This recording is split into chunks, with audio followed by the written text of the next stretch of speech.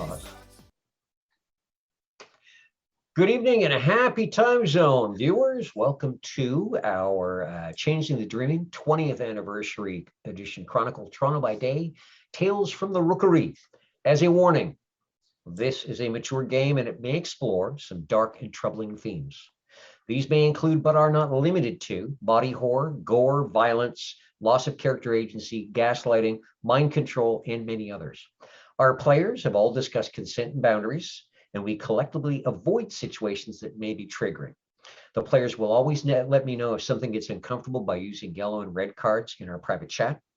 If you as a viewer ever feel uncomfortable or triggered, please feel free to pause and step away. Our streams are available on YouTube, the Vancouver by Night channel after the game, so you can always return to an episode later when you feel more prepared, or just skip the episode and go on to the next one. The YouTube channel is full of all sorts of amazing stuff. And I'd like to remind you that right now, Vancouver by Night is having a contest with some giveaways if you go subscribe to their YouTube channel. So we'll pause for a moment while you go over there, hit subscribe, hit the little bell. Okay, and pause is done. Excellent. Thanks and welcome back. We also now have a sponsor. Mikhail Artoria of Artoria Designs makes these fantastic dice boxes with a Changeling theme. He does vampire game accessories and now does Changeling game accessories as well. And we're going to toss his information up just right over there in the chat and say hello to Mikhail. So far, I'm 2 for 2 with him being in the chat. Hey, Mikhail, hope you're having a great evening. Fantastic little boxes will hold all your dice. They've got fabric on the inside, so they're fantastic for rolling in as well. I feel like a Muppet here kind of doing this thing. It's kind of cool. But yeah, these are amazing little things. And now it's time to introduce our motley. The faces change, but the adventure remains the same. No, it doesn't remain the same. It's all different chaos every time. So how are we doing this evening, motley? Ready for some interesting occurrences? Yeah. Such passion in their acceptance for what's going to happen to them. It's amazing.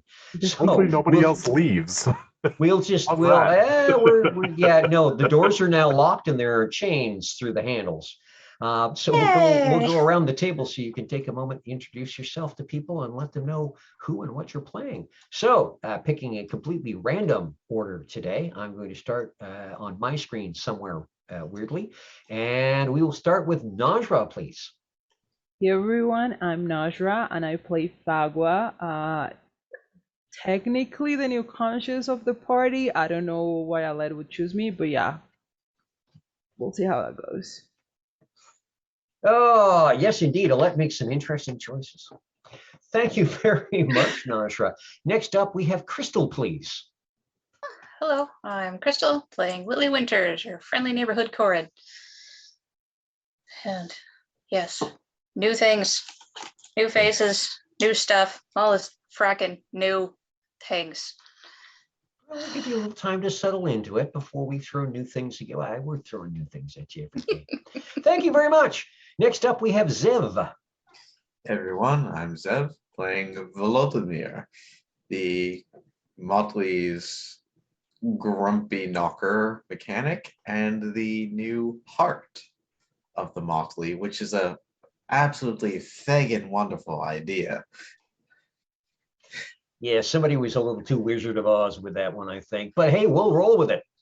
Thank you very much, Zev. Next up, we have Michael.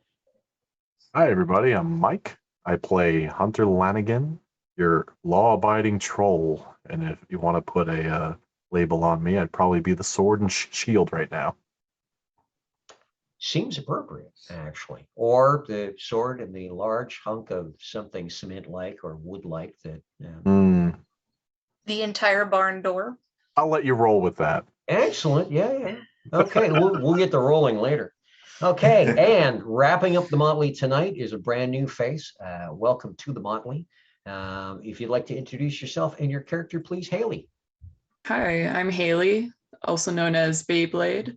You can find me on Instagram and TikTok, babe_blade666. And tonight I'm playing Rosaline Kelly. And Rosaline's Kith is going to be a surprise for people later because it's not what you expect. Well, it might be, but it might not be. We'll see. I'm not sure what you people expect anymore.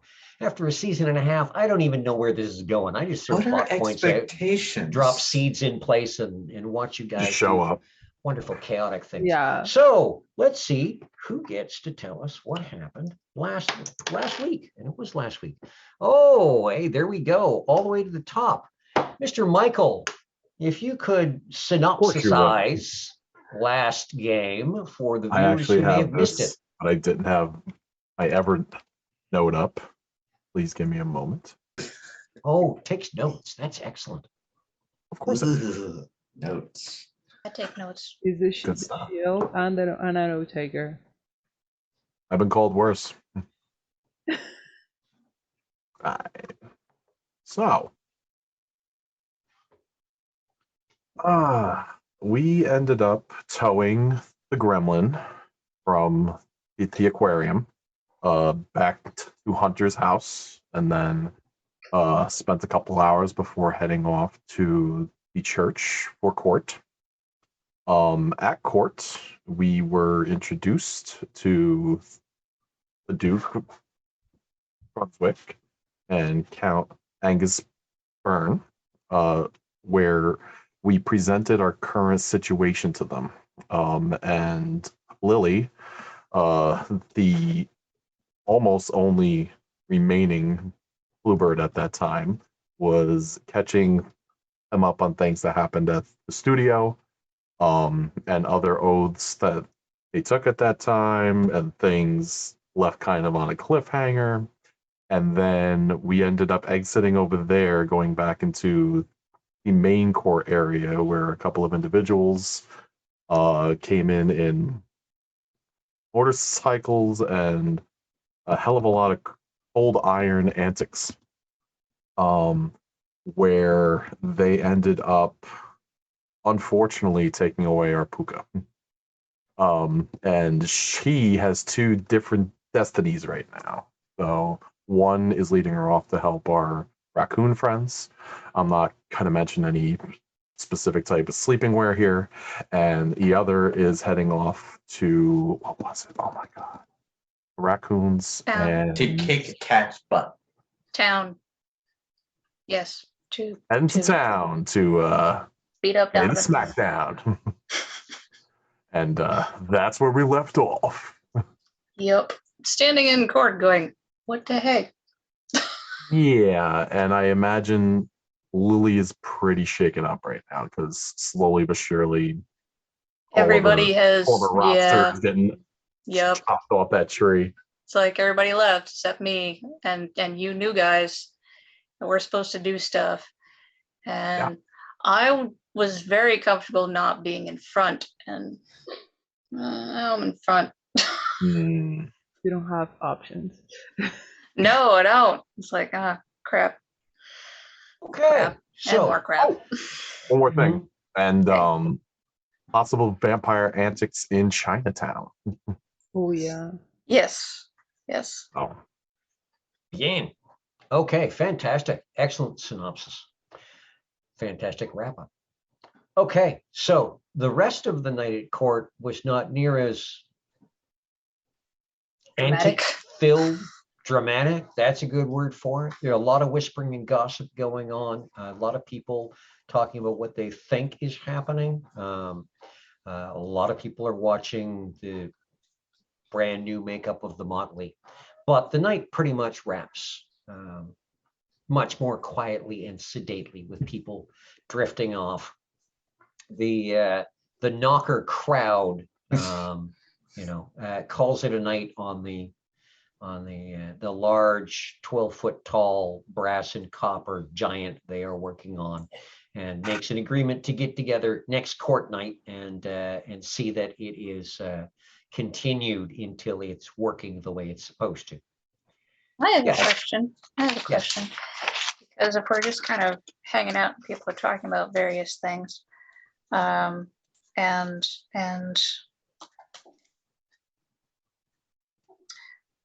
I didn't take good enough notes last time, but because if you describe them, I have forgotten. But the she and the Fiona person. Yes. Mm-hmm. Anybody is anybody talking about them? Oh yeah, there's quite a bit of people talking about House Scathach is a house that is not well trusted. Because when the Sundering happened and the She screwed off, the House Scathach She stuck around on Earth. And they are the ones that they are seen somewhat as ruffians and kind of lower class among the She, as far as nobility goes.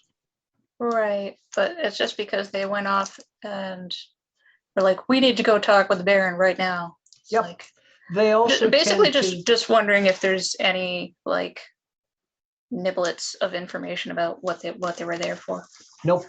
The Baron is not talking and nothing comes out of his room as Okay. far as the information goes. However, House Scathach also tends to stick their nose in with humans and the other prodigals to help out where things are required. So they tend to be on the front lines more often than not. Ah, Okay, so the evening wraps, you all head back off to your appropriate places and the week progresses. It is now once again Thursday evening, the 7th of April. We'll just kind of bounce around the table. If there's anything that you want to have done during the week or anything you think stands out, bring it up. Otherwise, let me know what you're doing today because it's Thursday evening and you know what that means. So because he is so eager to talk, I can tell he's almost vibrating in place. Volodymyr, tell us about your week and your Thursday. So the week was spent in the workshop making new surprise packages and rubber ducks of utility and working on a couple ideas for anti-vampire inventions. Interesting. One being kind of a mini handheld catapult, like for throwing garlic, because Volodymyr has no idea what the fuck like Vampires of World of Darkness are. He's seen movies. Vampires don't like garlic. So a mini catapult intended to throw garlic and an invention I think you as a storyteller will find very fun, an attempt to make a portable sun engine. Oh yeah, that can't end wrong at all. No, that's going to end up in really good, fun places. Volodymyr is very invested in the idea that sunlight, all the movies and Dracula agree sunlight works. Yep. So let's make a portable sunlight. We'll be getting on that probably between games because that is going to go very interesting places. a couple games from now, Volodymyr is not going to have any eyebrows Yeah, I Or think hair. that's accurate. or hair. Just Excellent. Okay, and the note taking begins. Hmm. All right. Now, during your week, most of your week is as you said, pretty, a lot of time in the workshop, time working in the hospital, 8 hours there working as a maintenance guy, and then 8 hours or more back in the workshop at home in your apartment, working away. There is one night on Tuesday night, however, that, when you finally call it time to sleep around 2 or 3 o'clock in the morning, you're maybe in bed for like half an hour or so, and you can hear giggling and chuckling and quiet whispering coming from the kitchen.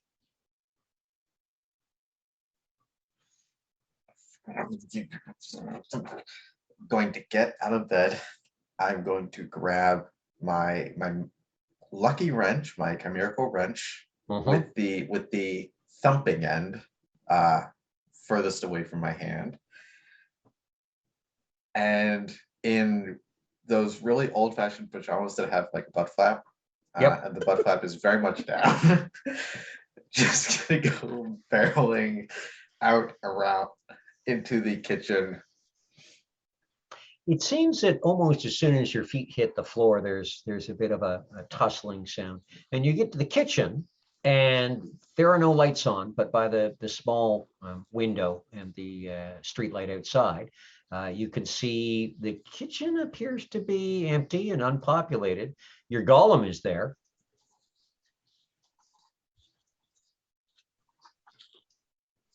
Just gonna use the wrench to open up a couple cabinets. Make sure no one's hiding in it. Okay. You're a little paranoid, are we, Vladimir? Me? Paranoid? No. Or perhaps you know what's going on. As you're opening cabinets, give me an perception and alertness, please. 6s and up. Perception alertness. That's okay.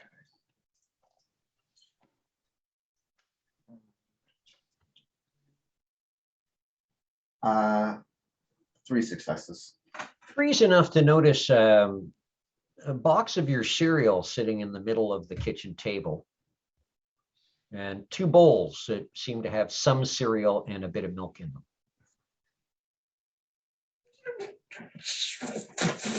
And as you open cabinets, you open a couple of lower cabinets to see nothing. And then when you open the cabinet under the sink, kind of squished in there and curled up, is a somewhat familiar figure. You haven't seen this one personally before, but he, looks like a slightly scrawnier, smaller, tubbier version of a knocker. Slightly darker skin and scragglier hair. And he kind of looks at you and goes, hey, cousin, how's it going? Thought we'd drop by. We're in the neighborhood, and Going great. Going great. You could've had asked- cereal, and You so didn't think to ask first? You didn't? hey, Freddie Are you here gonna replace said, my cereal? Freddie here said it was okay. Freddie lives with me. He has to ask me first. Isn't that right, Freddie? Basic manners. You keep telling me about them. And the golem's eyes just kind of like circle once or twice. But hey, cousin, look, you're gonna come into my place, right? Uninvited by me. Well, okay, You're gonna yeah. eat my cereal. Well, Freddie doesn't eat the My- cereal, and he figured he owed half of it. So My cereal. okay, yeah. Are you going to buy me more cereal? Well, yeah, we could. How about we will go out and buy you more cereal right now? And he starts to kind of wiggle out from under the sink. You know what? I'm We gonna will- grab him by the collar of whatever he's wearing and just kind of like pick him up. Nothing's open right now. Okay, give me a Dex and Brawl, please. Oh, 7s and up. This is not a good dice pool. Oh.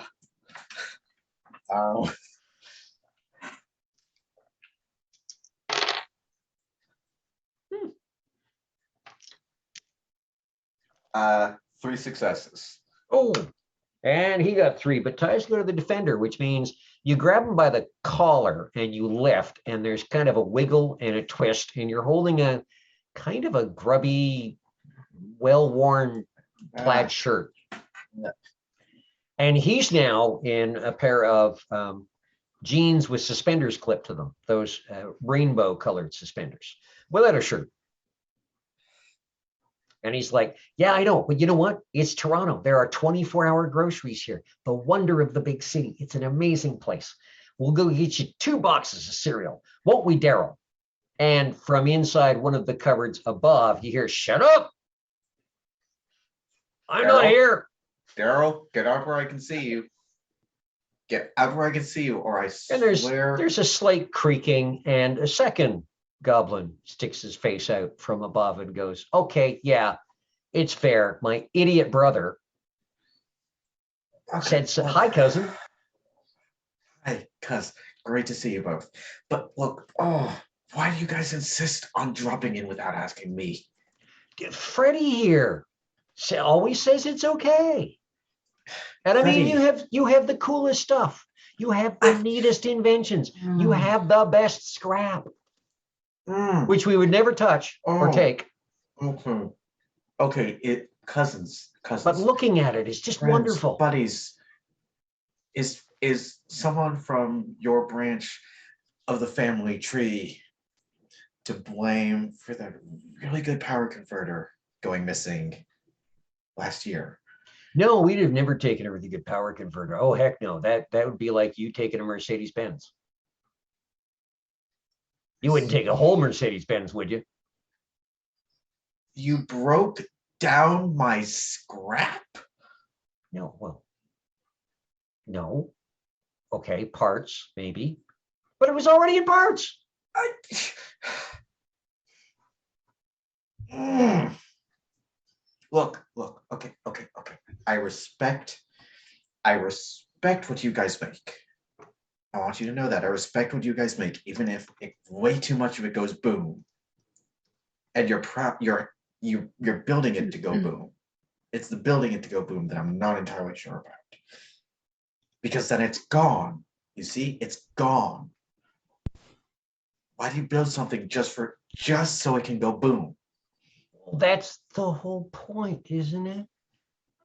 I mean, okay, look, I've indulged. Look, I get it. I've indulged in some guilty pyrotechnics. But well, okay, no. We'll go get you some cereal and we'll bring you back some good scrap. Okay. And during this time, Daryl is kind of slipping out of and getting down on the kitchen floor as well. Wait, standing there beside his brother. Are you saying you say scrap? Well, yeah, some good stuff. I mean, you find good stuff on the highway and the streets all the time. So you guys wouldn't be open to a request, would you? Always. Oh, hey, for our favorite cousin, yes. If I kind of look at Freddy and mime covering his ears. And there's those all four tentacular arms come up with the pincers on them, and there's a clank as they go against the head piece all around. And I get down and I kind of arms around the shoulders, pull them in close, so we're kind of cheek to jowl. If you guys happen to find a catalytic converter. A catalytic converter. Yeah, one that no one's using. I've got an idea. And the first one looks at his brother Daryl and says, "You know who will have a catalytic converter? Our brother Daryl." And he goes, "Yes." Another Daryl? He goes, "Yes.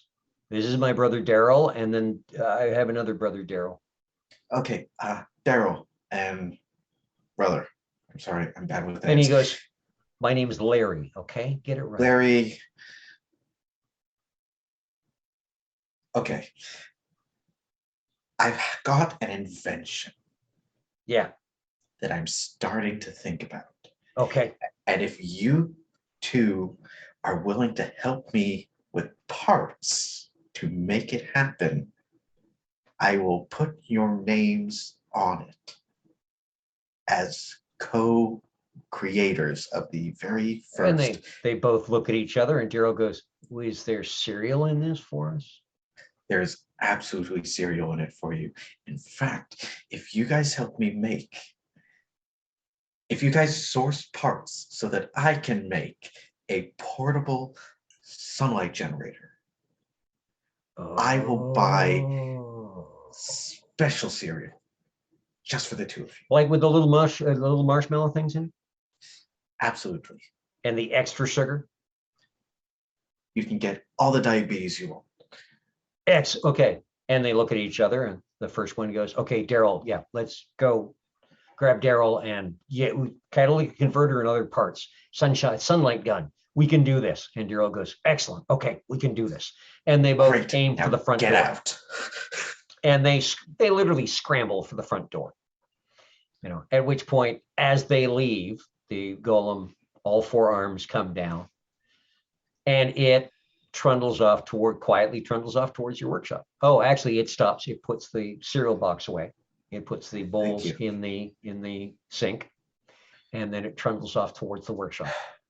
I'm going to double check, triple check, quadruple check every lock on the door. I am going to seal all the windows. I'm going to lock all the windows. And then I'm going to go to bed, do up my butt flap, pull the pillow over my head, and just pass out. Okay. And then we'll get to Thursday where you'll do your normal day of work. And then after that, we'll see what happens. Fagua, what are you doing with the week, if anything, or your Thursday? Fill the viewers in. Pago's gonna do a couple of days of normal work, but throughout the weekend, she's gonna take one day to go visit and get to know Chinatown because Okay, she's which never been there. Chinatown? Oh, there's more than one? Toronto actually has 3 Chinatowns. Now, 2 of them are actually active. The original Chinatown in Toronto was downtown, right where City Hall is. Most of it was raised in order to build City Hall because, well, hey, who cares about, those people? The people. So there are plaques up about that, and there are good history lessons to be found online about it. So people are at least recognizing that back then people did a dumb thing. So there is an area called Old Chinatown, which does have a few restaurants and stores in it, not very many. It mostly has historic plaques up. Then you've got East Chinatown and West Chinatown. East Chinatown is just over the Don Valley, and it tends to be fairly Vietnamese leaning. A lot of little shops, a lot of interesting little stores. It's about, if I remember right, about 3 or 4 blocks long and extends a block or 2 north and south. So it's not a bad size.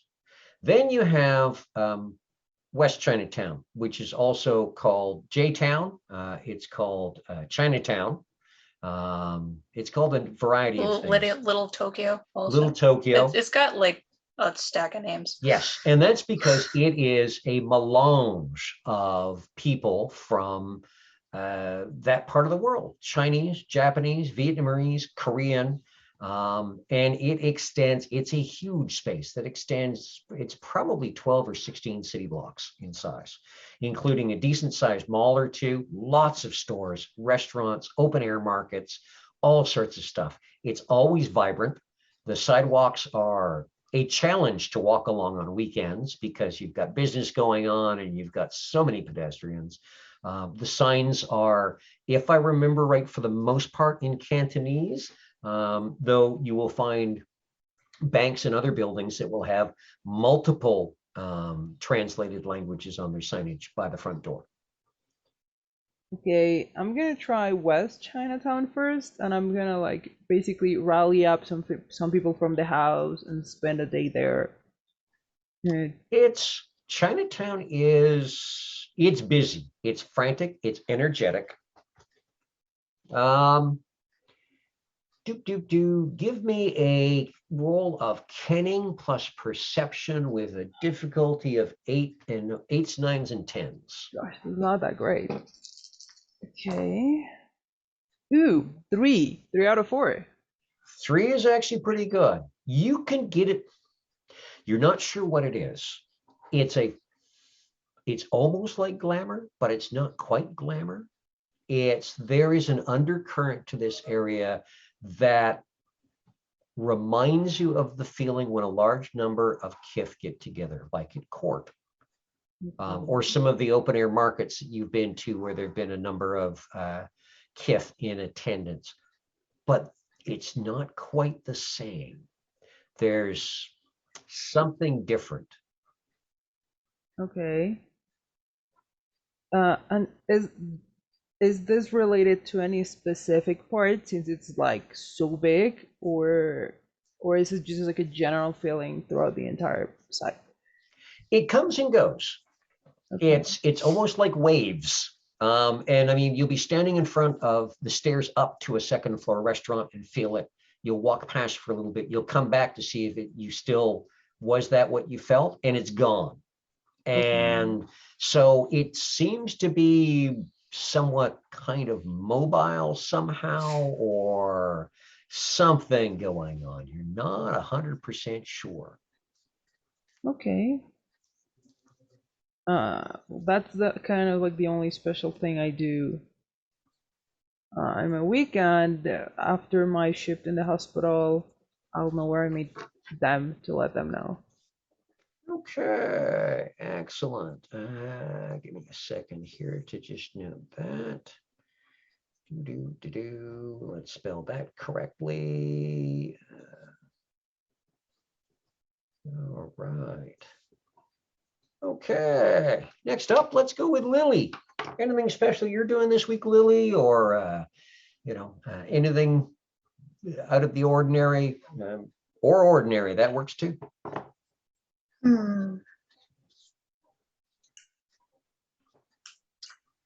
Well, I was thinking that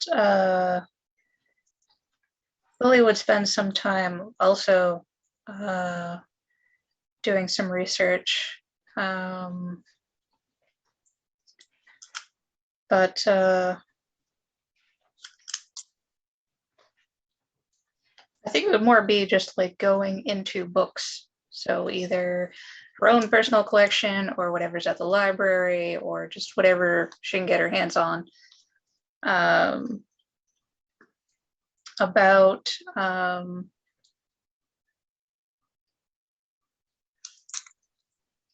actually, if she could find anything that would talk about well, like, because with Hunter not knowing what he was / is until very recently, Lily's figuring that it might be good to get him some kind of information, something. So if she can come up with anything about that, Vladimir seems pretty solidly to know just exactly himself, so that I don't think I need to do any research on that. Maybe if I've got something that talks a little bit for I don't remember if Fagwa talked a lot about like being an issue or not. Like, I think the only weird or like important thing she said is that she had dreamt about y'all. right. Well, I might just do that in case, and if you don't need it, then I'll be like, oh well, whoops. I was just trying to cover the bases. But also whatever I could find out about, kind of anything to do with Asian sort of tales or stories, or anything to do with teapots, and possibly I don't know if you mentioned Tanuki in previous game. Trying to like not. Yeah, no, I believe that was mentioned. Yes. Okay, so yeah, I'd be looking up, who are they? What are they? Just anything about that.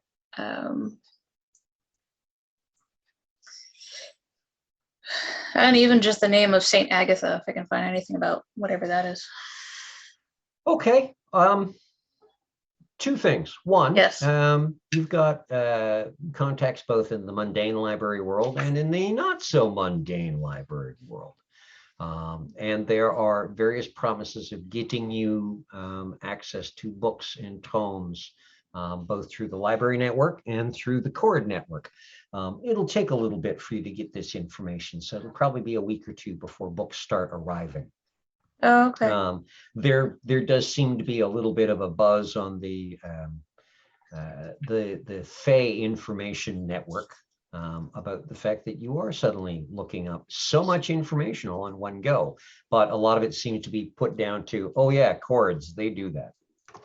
Around your day job, the other two librarians that you work with give you kind of side-eye glances periodically. And give me a perception plus alertness, actually. Alertness or empathy, whichever you want, roll with 7s and up.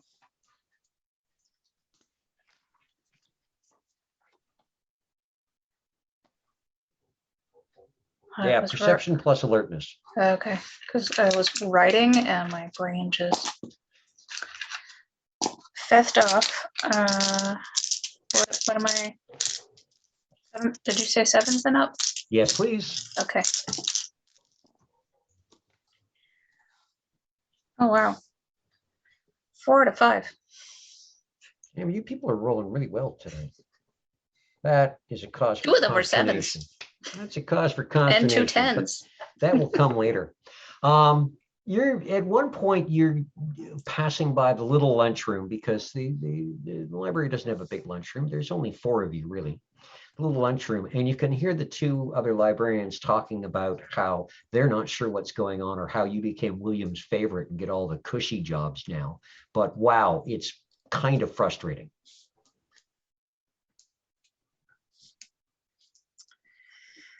Okay, so they're jealous over nothing.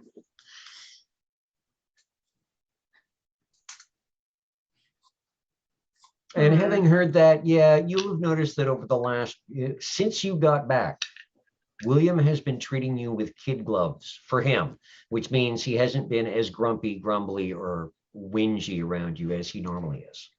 A lot of it has been him asking how you are, giving you small jobs to do, and mostly leaving you alone.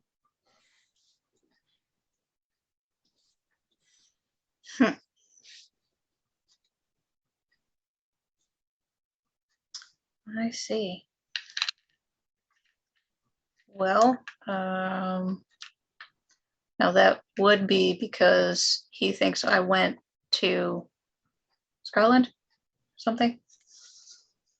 But I went abroad to go work in some fancy library and didn't take him. I don't think there's anything I can really do about that. Wasn't I already friends with the other 2 though? Kind of work friends, yeah. Okay. Not hang out after work friends, but at least chat nicely. Yeah, I was like, okay, well, if I try to like bring them snacks, they'll wonder what I'm up to. If I try to tell William to stop being nice to me, he'll stop being nice to me, and that wouldn't be nice. I think I will do nothing and just ignore them. That is an option. Excellent. Okay. And standard Thursday, I take it you're going to do your book run to the hospital? Yes, take the regular cart full of books to the kids, and we'll be ready to make up a list of the next set of requests. Okay. When I get there. Now, when you get there, it almost feels like a flashback. There are a crowd of kids downstairs in the main lobby area. And there's a tall, slender guy with long brunette hair and kind of a bit of a beard and mustache going on, dressed in uniform this time.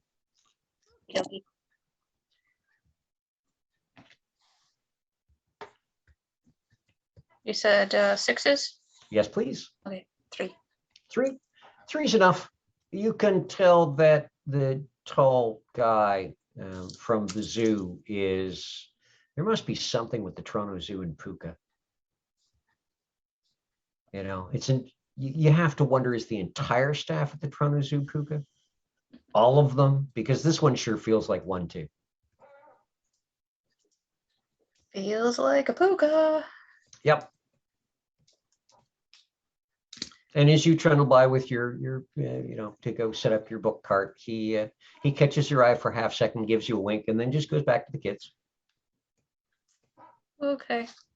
The Tuck store is closed, has been for a little bit. Right. With a sign up stating that they're looking to hire. Okay, excellent. Next up on the list, Hunter. What have you been doing for the week? Anything special? Anything interesting?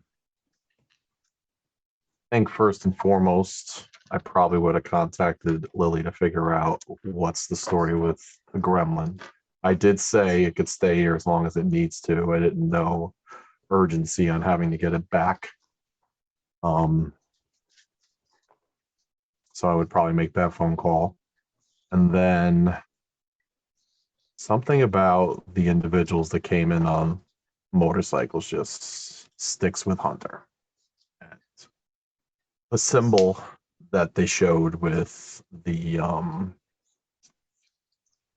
unicorn head on the silver background just clicks in his head.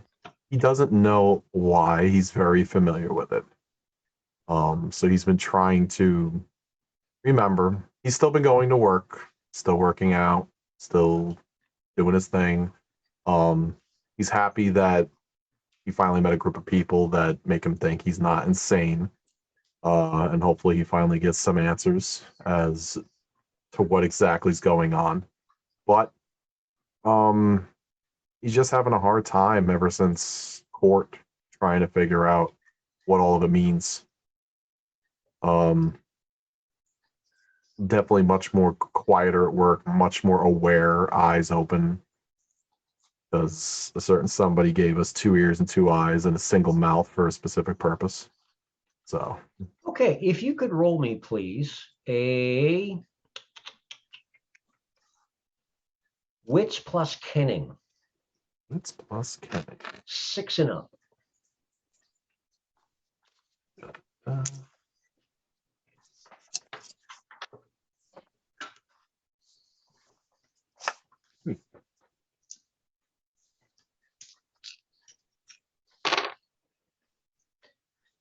Ooh, Uh-oh.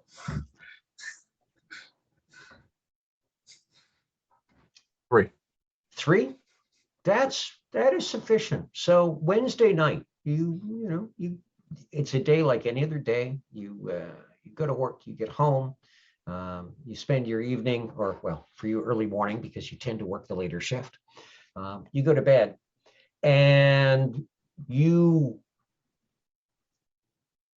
know you went to sleep, but you're not now.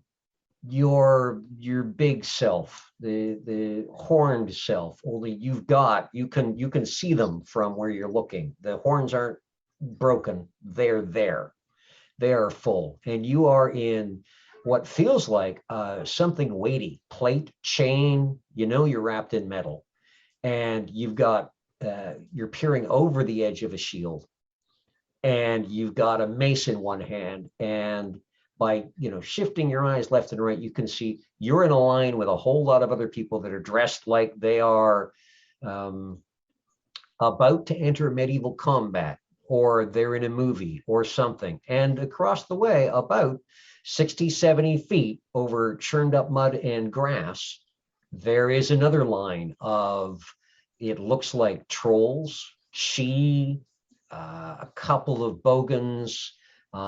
These ones you're not sure about. Short, broad-shouldered, huge mouths with very sharp teeth every time they open them. Beady little eyes, wearing a variety of hoods and caps that that glisten and are kind of a weird brick red. And it's almost like a trapped moment. You can hear the wind, you can hear the movement of people shifting, leather creaking, metal rubbing or singing against each other, but there no voice, no sound, nobody's making any noise.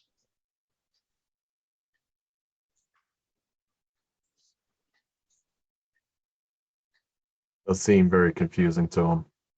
Oh yeah.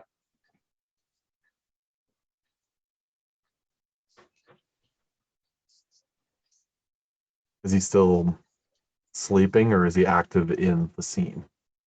You feel like you're there. And he would be ducking for cover this way and swinging down this way. And seeing someone. Nobody else is moving. So you burst into movement. And as you do, you can see on the shoulder of the person to your left, and as you twist around on the shield of the person to your right, that same silver or iron background with the black unicorn head, that sigil that you saw on the motorcycles.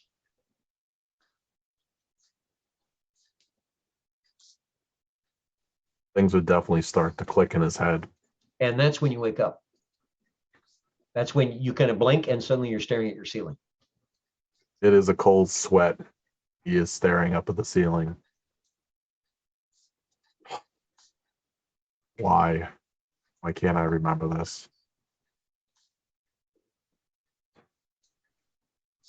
Hopefully I get some answers. Okay, excellent. And then it will be the standard Thursday, and coming along nicely with the usual thing.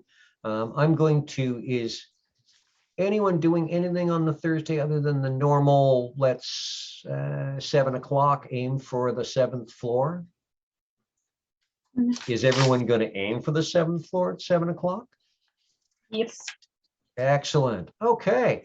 Now, thank you very much for your patience, Haley. Let's get to our new character and Yes. see what's happening. Take our viewers through an average Thursday, April 7th for Rosaline. Rosaline has a very messy bachelor apartment that she mostly hides up in. And there's books scattered all about, random pieces of art and trinkets all around her workspace that she likes to make. And she just kind of hangs out there and maybe puts some incense on. But if she does venture out, she does every once in a while goes and volunteers at the Sick Kids Hospital. So she probably would have done that at least once a week just to remain social and kind of just get out of her head for a minute and help others. Okay. The staff and the other volunteers that you work with at the hospital are not very accepting of somebody who dresses the way that Rosaline does, taking blankets and sheets around, helping the staff where things are going on. You're not really pointed at entertaining the kids like a lot of people, a lot of the volunteers are, doing arts and crafts and stuff like this. You seem to be given more of the, some would call it drudge work, some would call it solo work. It's more like we're going to give you stuff to do that means you don't have to interact with other people if you don't want to. Rosaline actually prefers to spend her time at the ICU if she can. Just to comfort those that are alone in their process. Because no one wants to have a final moment alone. That's what she's there for. Yeah, and there are more than a few kids there that are in the sort of situation. And well, perhaps some of the volunteers and the staff don't appreciate you. There are some kids who very much far too young to judge someone based on their clothing or their attitude. So they are more than happy to see you when you come into the room. It's getting, close to later on the Thursday. If you would be so kind as to roll me a perception plus alertness. And you want to get 6s and up, please. Okay, one sec.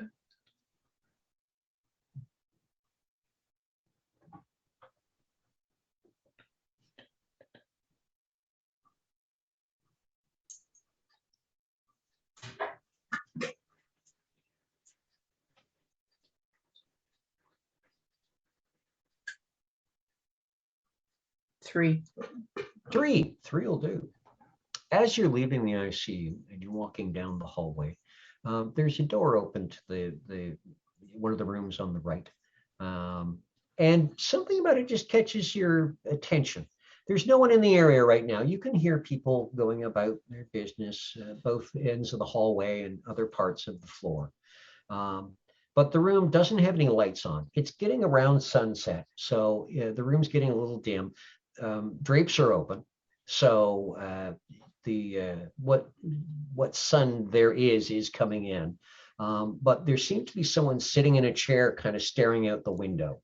Bed's neatly made. No personal effects in the room whatsoever, but there's just something about this figure that catches your attention. You're not sure what.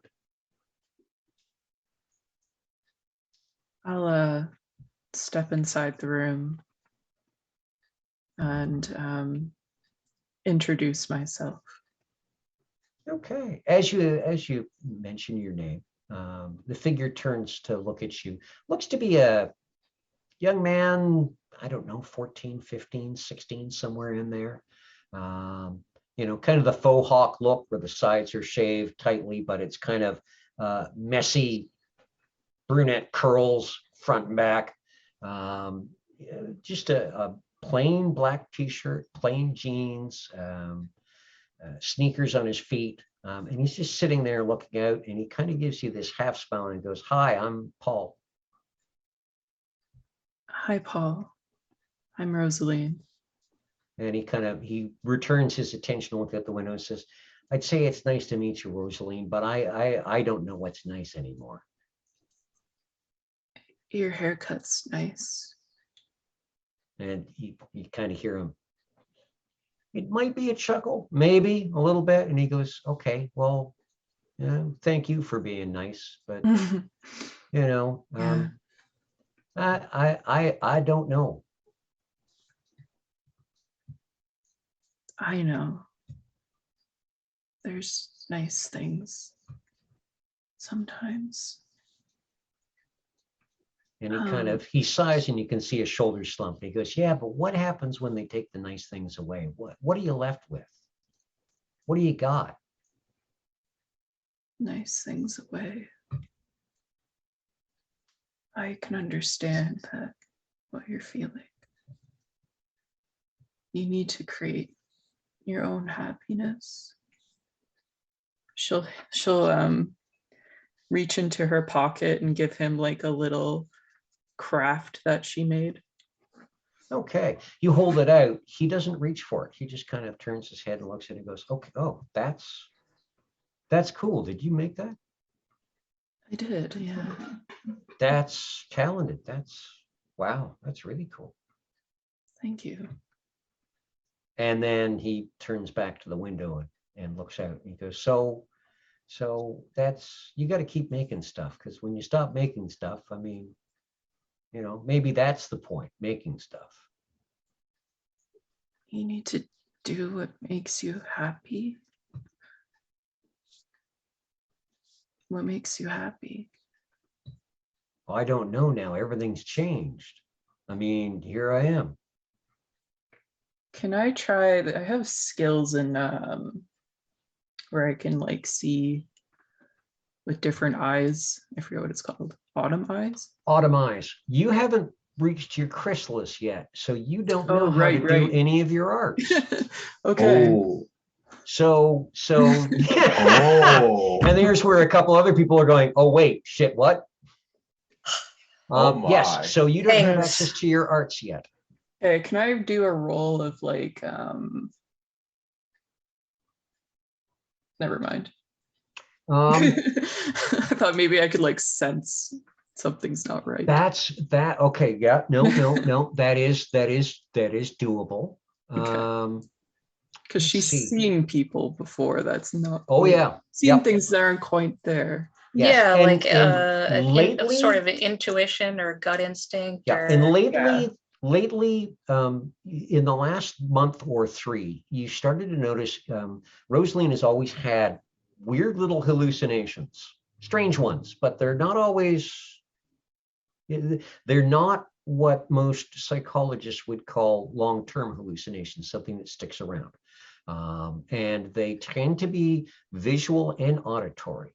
For some reason, you hear whispers periodically, and you're sure you're hearing somebody whispering your name, but you turn around, there's no one there. Today, on your stroll to the hospital, you walked past a very, the sidewalks weren't crowded. But as you're walking along just out of the downtown core to head towards over to the hospital, you walked past a gentleman who was wearing a suit, tie kind of half undone, carrying a briefcase in one hand, and he had a sword on his hip. And no one else seemed to bat an eye at that. Rosaline won't bat an eye either. Yep. At one point, as you turn off of Bay Street, it sounds like there are horse hooves, but when you turn around to look for what's making the noise, because occasionally, you know, there are mounted police downtown, and it's always great to see them on the horses, mostly for the horses. But when you turn around, the sound's gone, and instead 2 bike couriers go by. And there's a weird feeling about the bike couriers, but no, they're not on horses. Why would that? Makes no sense. In the last couple of weeks, those hallucinations have become more frequent. More frequent and stronger.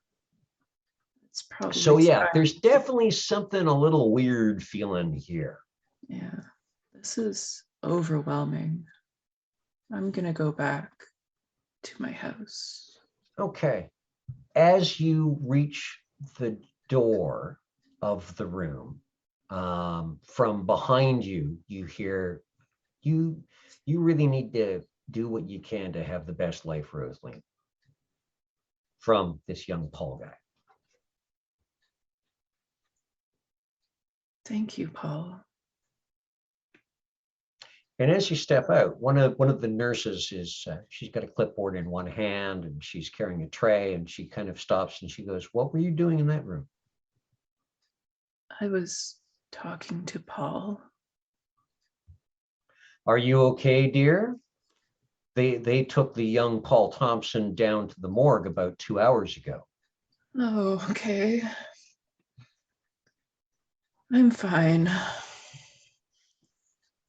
Are you sure? Yeah, she'll kind of push past. Okay. Did you want to go and sit down in the cafeteria and have a little coffee or something? No, I'm okay. Okay. Now, we will pause there for a moment. And we will go to the rest of the motley. It is just before 7-ish on a standard Thursday, which means as much as there's activity going on upstairs, and people are moving around, you're all heading in towards the lobby in your own time. When you enter the lobby again, serendipity smiles, and you can hear people in the hospital area, but you know, the night janitor has just stepped away around a corner. The other security have just gone down the escalators to the lower floor, so that the lobby is pretty much vacant, wide open for people. You head to the elevator, and much like usual, all 4 of you seem to enter at your own time because you don't see any of the rest of the 4 of you there. The bank of elevators, as you approach it, one of the doors opens for you as if. You step on, and then when you all get to the 7th floor, all 4 elevators open and all 4 of you step out at the same time, even though it feels like you each took the same amount of time in the elevator. So you all exit from the elevators onto the 7th floor. And once again, nurse's station is empty. You can hear people somewhere on the floor doing stuff, but there you are.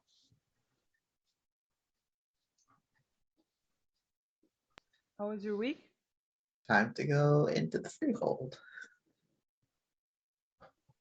It still feels Yes. weird. Behind Lily. Yes, because Lily's got the key. Mhm. So I'll just kind of, there's Hunter, there's Vladimir, Fagua. Okay, let's go inside. Fish the key out. have a moment about Laura and turn the key. Okay, you turn the key, you open the door, and it's the usual, for those who are joining us for the first time, from the outside, it's got nice big windows looking in on you, standard kind of family waiting area. It's got those couches and chairs with the orange vinyl over the padding. It's got the wall on one side has got cupboards and a sink and a microwave and a little fridge and an ice maker. There's a TV on the other side.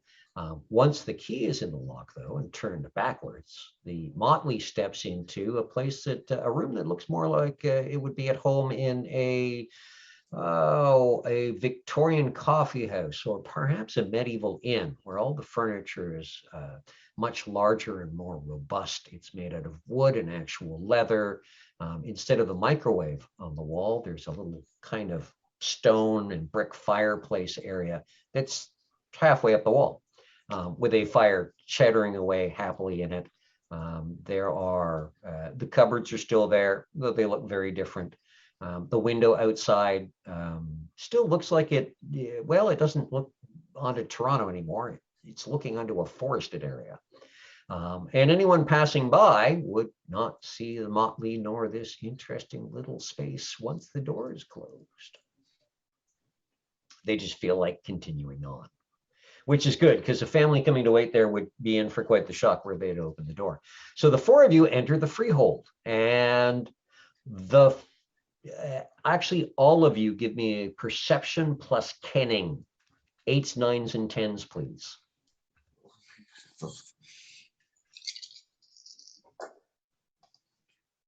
No. Again, does my specialty count? No. Does detail-oriented count? Actually, yeah, that'll double your 10s if you get in. Okay, 110 and a 7. So I Okay, think so just that's one 2. Two Yep. successes. Okay. And Lily got 5. Okay.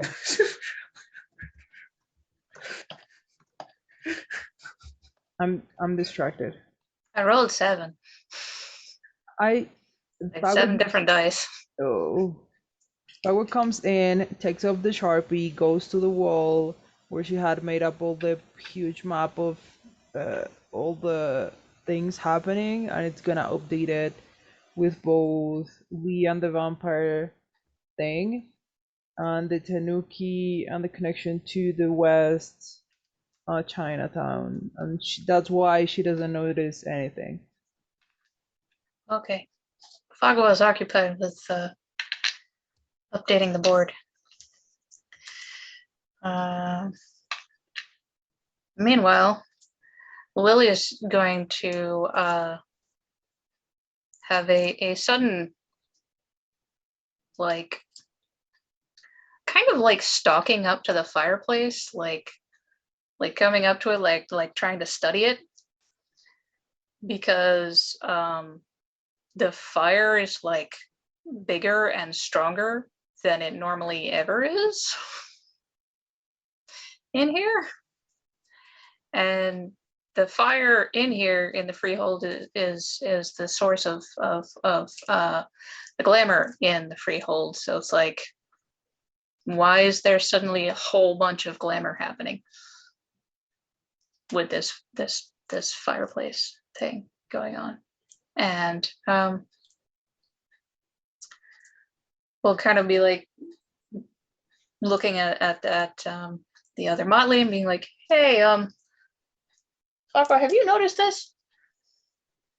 The fire is really big today.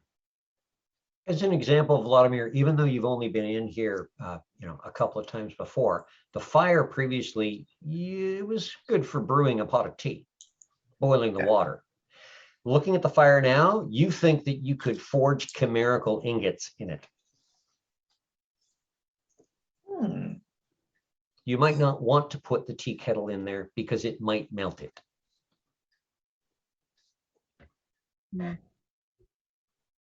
Just gonna, one hand kind of idly reaches into the toolkit and starts kind of rummaging around on its own accord looking for things that might be like, I could throw this in there and get something useful out of it. Huh. You don't have anything handy, unfortunately, because you weren't forewarned.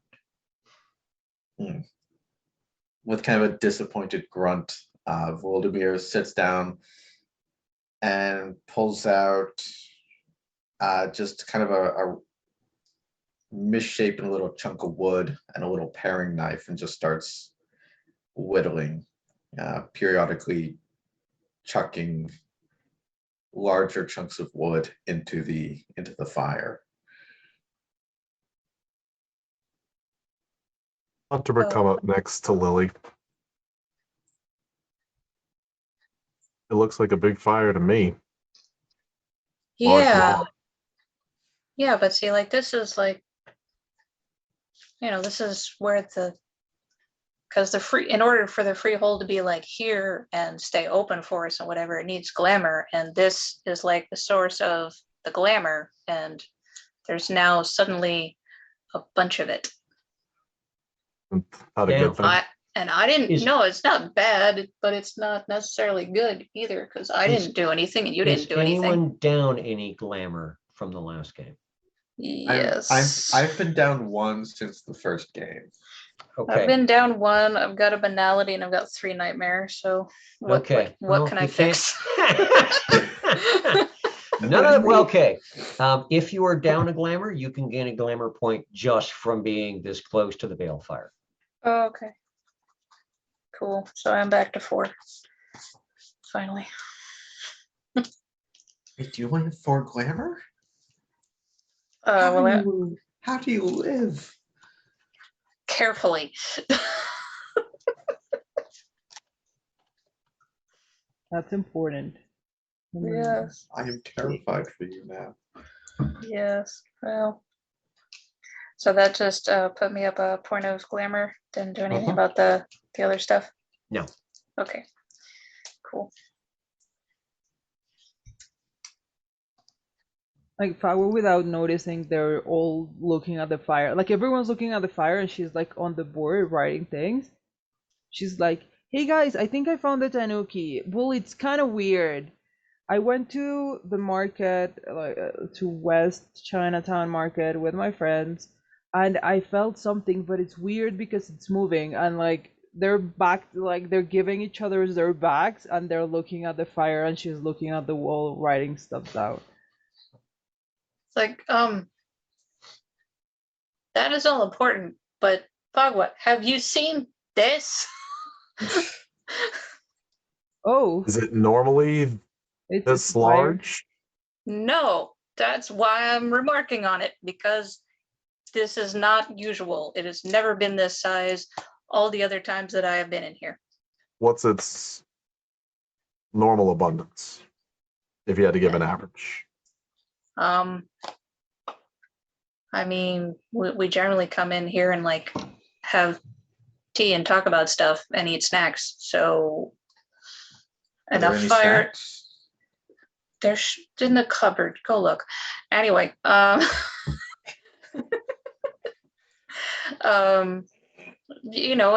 to make tea. He Enough just fire reaches up and he chucks it at him as he continues listening to Lily. So this is not normal, and you no, gotta- because it's a lot more glamour than usual, and I didn't do anything different. Did you? I kind of don't know how this works yet. So Well, this is like 2 to 3 times as hot and bright as normal. You're the only one with a key, so It's very true. Process of elimination. Yeah, but that's what I'm saying. I didn't do anything. Does anybody else have a key to get in here? Not that I know of. Well, maybe the boss man. oh, the beardy man. What's his name? Suit. Yes, suit, beard, loud, tall. Director. Yeah, the director and his The guy who signs all our paychecks. Yes, that one. and his skinny assistant. But Well, like this is little, little portly. this is like an you know, inspire. The Like guy the- with an anxiety problem.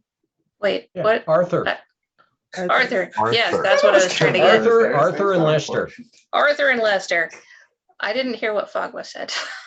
But like, is this like a regular fire? Like you could just put something in and it will. No. Like, how does a fire like this get bigger? I think that's what we need to figure out. Is it because I don't know? There's But because I was trying to explain, because this, in order for the freehold to be here and to be open, you need glamour. And if there isn't a constant supply of glamour, it'll just collapse and disappear. So the fire is basically the source of the glamour for the freehold. well, like wood is the fuel of a regular fire. No. What it is the feed fuel? No, glamour. Like, yeah. Like we can feed it with glamour to make it bigger, or we can, because a lot of what feeds into it is actually all the dreams and imagination of the children here in the hospital. So that would technically mean that someone's like dreaming so hard that made the fire bigger, kinda. Kinda? Or a Yeah. lot of people dreaming very hard. Oh wait, isn't that a So there thing? could be No, something. that's a thing where like there's a bunch at once and uh-oh. So how about we kind of go around the hospital and see if something weird's happening? Volodymyr suddenly looks a little nervous. Does anybody, any of you three know what a like a chrysalis is? And that's where we're going to flash over back to our Rosaline. So as you're heading towards the elevator, it's down the hall, and then you turn right, and you're going to pass the nurse's station. And as you're walking down the hall, things are just starting to feel a little weird. It feels like those hallucinations you've been getting, but a little worse, and a bit of a headache. Shadows seem to be wiggling and moving, and you can start to hear music of some sort. You're not sure what it is. From around the corner,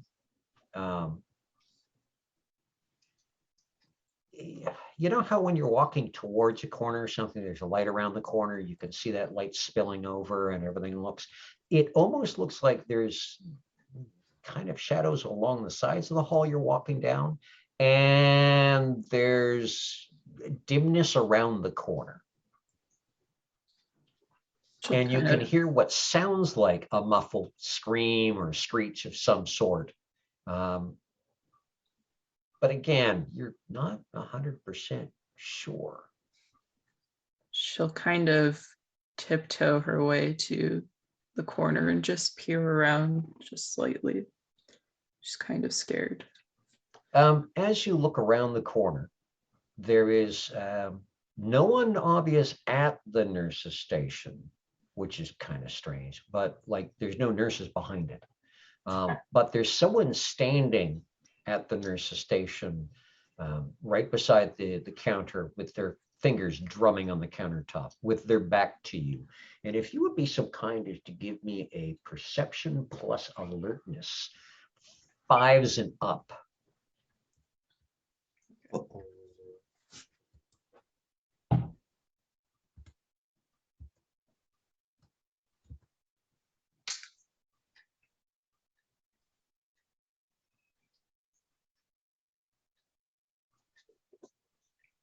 One, 2, 3, 4. Ooh, 4 is nice. That is a very familiar figure. You haven't seen it in quite some time, especially from the back. It's a female, an older female. Her hair pulled up in a bun, and she's wearing what looks like a black dress or a black blouse and black skirt, low heels. And from what you can see of the hand, older, in her 60s, perhaps 70s.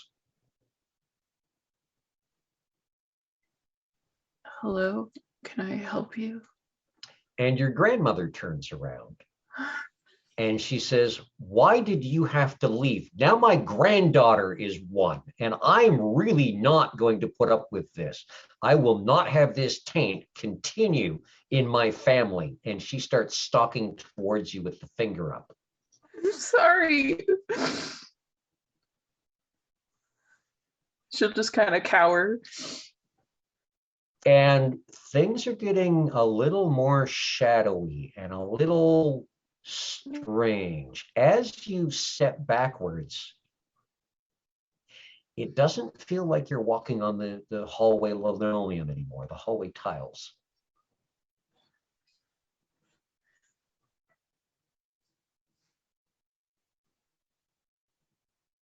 I don't know what to do.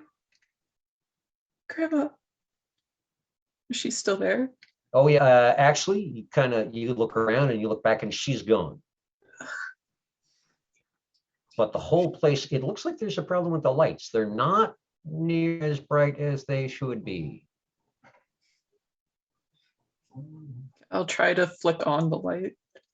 Okay, as you head towards the nurse's station, which is where all the light switches and such are,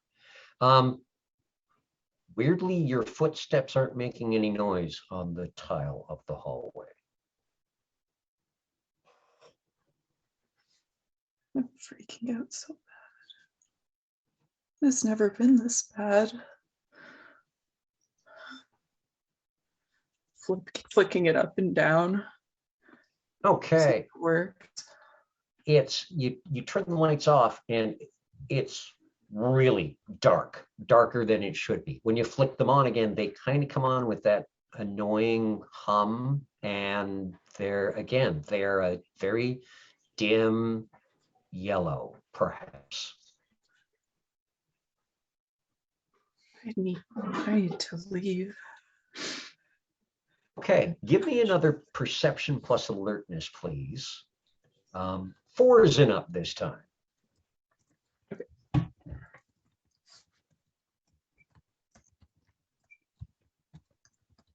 1, 2, 3. 3 successes. 3 is sufficient. That's always a fun number of successes to get. As you walk around the nurse's station, something about your lack of hearing your footsteps on the tile, your lack of feeling the tile under your feet. You look down, you don't have legs anymore. You seem to kind of wisp off into this smoky kind of something tail-like from the waist down, almost as if your legs have turned into smoke.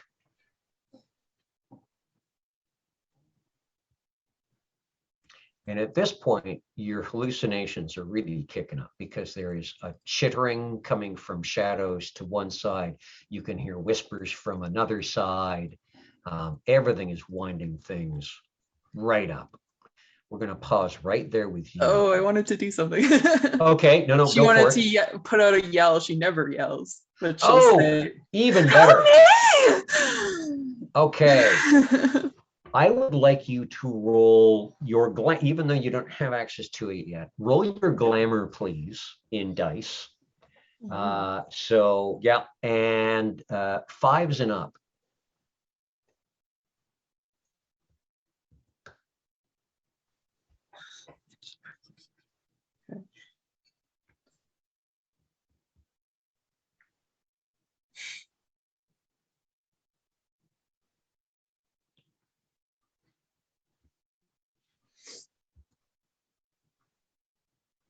Two successes.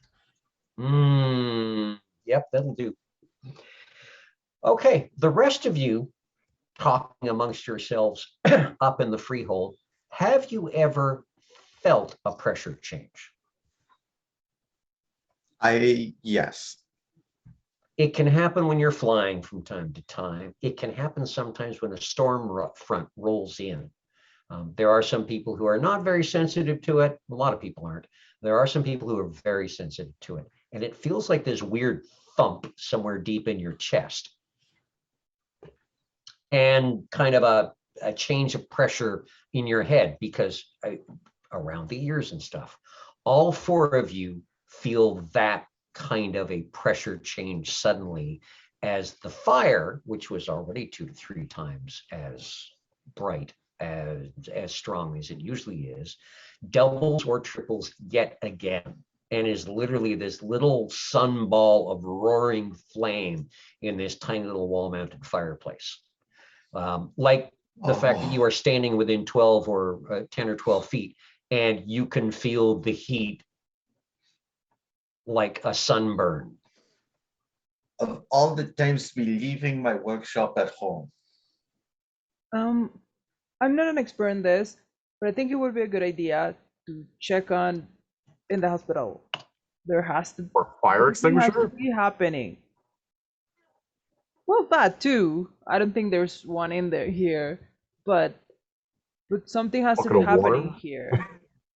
You're muted, Fire Lily. fire extinguisher won't do anything because this isn't real. It's not normal mortal I fire. step outside. I step burn. outside. Everyone Yes, keep go. pants on. And still holding Ken, and whittling. Volodimir's gonna walk out of the freehold. I'm gonna follow Volodymyr. and Lily leaving a try little to trail. I don't know, sense a direction, a location, a source of this. Give me a perception plus kenning, please, Lily. Hunter's just very confused. He's Yes, trying to look for please. something in case the fire continues to get larger. Like, hopefully half of the freehold doesn't burn down. So he's Hunter is just the grown up in this Point me in a relationship. direction. yeah. To looking for what? 6s and up. Okay, 3. 3, okay. Everyone else, give me a perception plus alertness of 7s, 8s, 9s, or 10s. Perception. And Lily, you can tell it's close. Would detail oriented help for this? Yes, actually, double your 10s. Okay. Is it 5 and up? Or 6 and up? That would be 3 successes without specialty, 5 with specialty. Oh, beautiful. Okay. What's the DC? 7s, 8s, 9s, and 10s. Okay, it's a 3. 3? Okay, it takes you a moment to notice Fagwa. Volodymyr, you notice, you step outside, you get a few paces into the hallway, you turn back to the door to see Fagwa step out, and her famine does not disappear. She's still in her boil in the hallway. Oh, And that's when you notice, so are you. Oh no. Oh no. Just Volodymyr starts cursing and in pace with the stream of curses, just frantically whittling what is hopefully starting to take the shape of the head of a horse. Has Lily noticed these things yet? Yes, you would notice if they step outside, their boil is not disappearing, their human seemings are not taking over. Ah, crap on a stick. How close? How close? Give me a direction. Give me a direction. What's wrong? Think. There's so much glamour that we are us out here. Look at yourself. Can Oh I? boy. Okay. Big Because- man, stay in there. Big man, stay in there. Stay in there, please. Oh man. Be Yeah. staying where you are. I mean, there's less people in the Can I- hospital Direction. now because it's like 7, but oh boy. Oh Point boy. me in a direction. Did my 3 successes give me any sense of It's- direction? It's close. That's I all got you that it's got. close. Can I use my arts? And I'm gonna gain a lot of speed and just roam the entire, well, not the entire floor. If I don't see people, roam the floor. You know what? You are going to head for the elevator. And yeah, you just might have an advantage there. However, this is also an awesome place for us to take a break. So, because it's going to frustrate everyone. So viewers, come back in about 5 to 7 minutes to catch up with us. Go get some snacks, stand up and stretch, hydrate, dehydrate, rehydrate, whatever you do with water, that's your own business in the privacy of your own home. And we'll see you shortly. I choose violence. That will be an option. We'll see you soon. I choose a flashlight.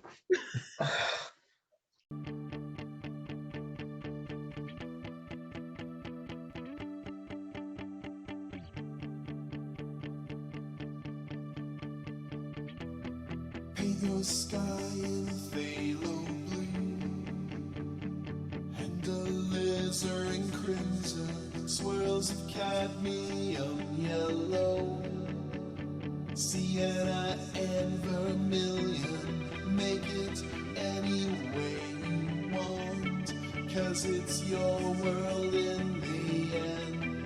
Paint yourself a little tree and give it a little friend.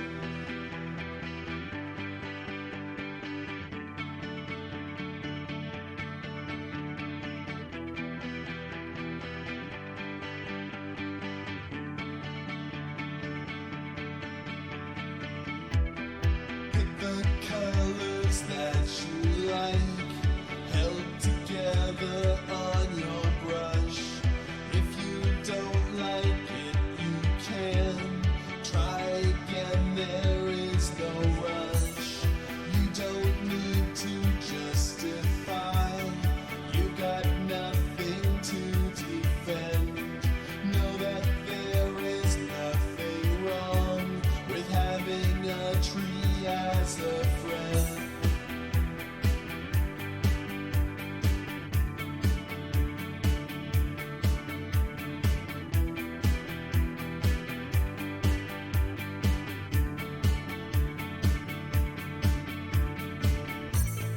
You can do what you want, just make it passionate.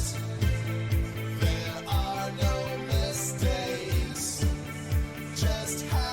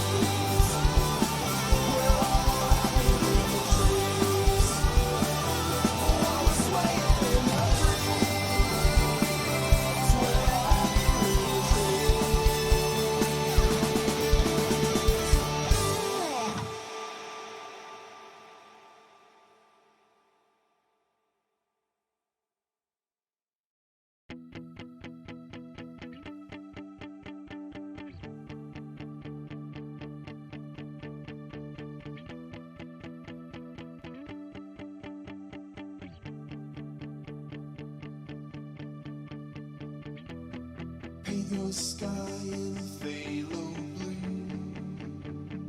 and alizarin crimson, swirls of cadmium yellow, sienna and vermilion. Make it any way you want, 'cause it's your world in the end. Paint yourself a little tree and give it a little friend.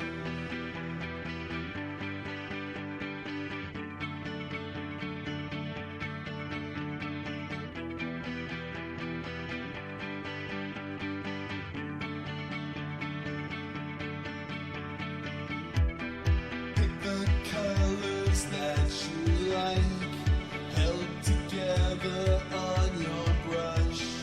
If you don't like it, you can try again, there is no rush.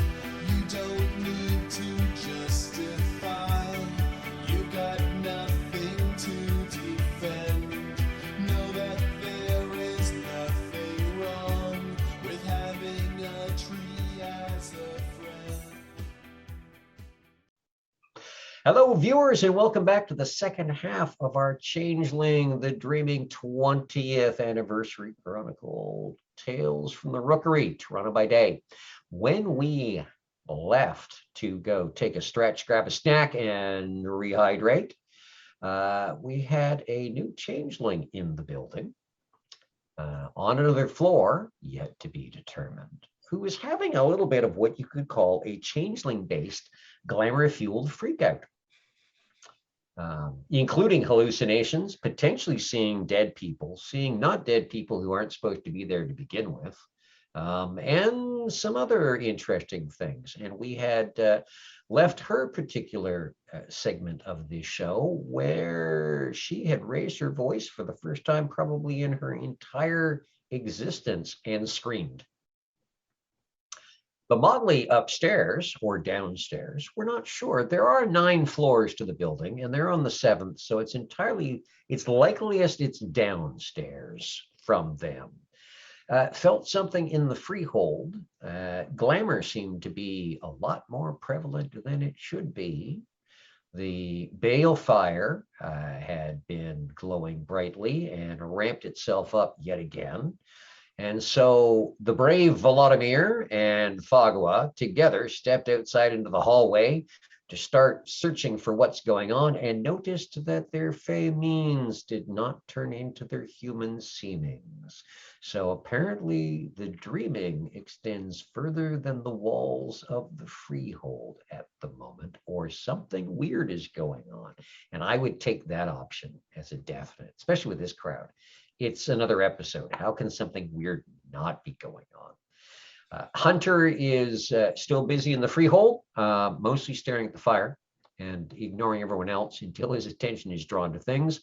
And Lily was having a bit of a panic. Yep, And a concern. and a concern.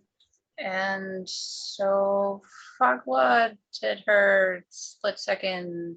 Okay, so Fagua, first of all, dumping the glamour is good. You have a choice of doing a bunk in order to activate your Quicksilver, or just invoking the weird and unleashing it. Which would you prefer to do?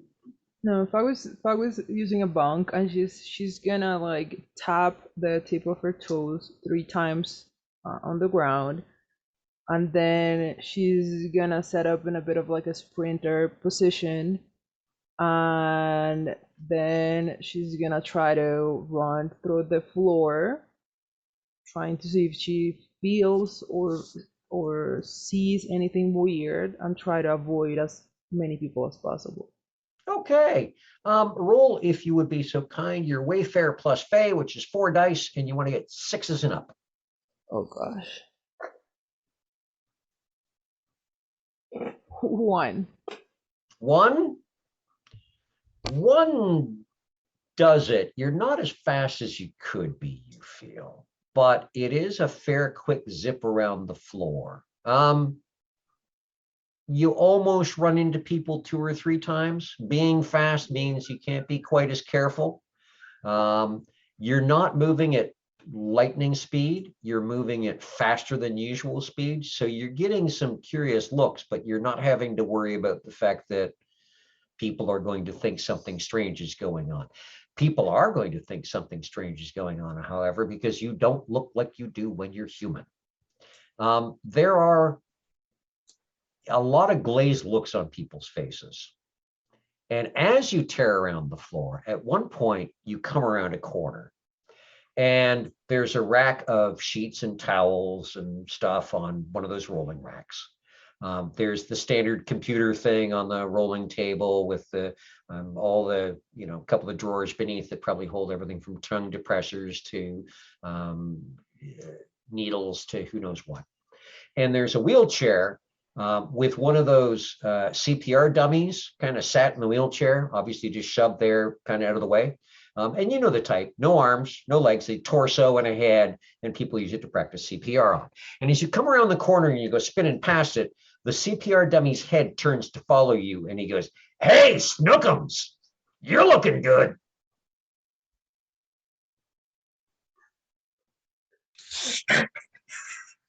And I do the face while I continue running and just like go around and come back to like the door. Okay, as you go around the corner from this, you can hear behind you that same voice going, "Well, hello, nurse," and a scream. Can I hear the scream? Yeah, I actually, imagine people on we- the seventh we- floor can all hear the scream pretty much. We would, because I'm figuring that Fogla's run would happen in about the same amount of time as Lily. So Vladimir is already outside of the freehold, yes? Yes. Okay. You and I Hunter. are still in. Hunter, Yeah. turn your butt around. Come outside with us. Now, please. You would follow in suit. And Lily is then going to close the door tightly. Very wise. And I'm assuming that about the same time as getting the door closed is when Fogla finally shows up. About that. Yep. You'll be pulling Okay. the door closed, hear the scream, and about 3 heartbeats later, Fogwa shows up and screeches Yes. to him. Okay. So, Weird shit's going on. yes, as you've noticed, we are outside the freehold. Yeah. Yeah. Really? And yeah, but look at how we all look while we were Yes. standing outside the freehold. Yeah. That's So what why do we do to get this fixed? How do we I fix this? Well, this has happened. This type of experience has happened once before, but it was Halloween, and this is not Halloween. So it is. There's pretty much only about like a couple other things it could be. I'm betting on one of them, which means that we actually need to be. Can't believe I'm saying this. Calm and collected. Fuck yeah. okay. I went around and I didn't see anything specifically weird. Like there's mannequins coming to life kind of weird, but not I don't know Yeah. if that's a thing. That's not what we're looking for. That more like that will be happening because of all this glamour, but that's not what we're looking for. What I Would think, you know what what I it think, is when we what come I think across it? we would be looking for is basically a one of us,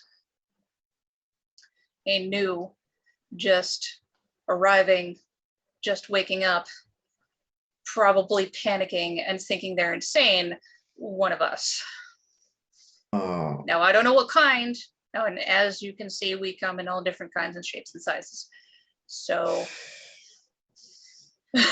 Vladimir goes to rub his face with his free hand, realizes he has a knife in it, puts the knife in the same hand that's holding a now very heavily whittled block of wood, and just starts irritably rubbing his forehead. How about yeah, how see, about you know what I'm talking about. how about At which point, from down the hall and around the corner, an orderly comes. Young guy, wearing scrubs, short, brunette hair, Mhm. face down, and he's walking with intent, fast. He's almost power walking.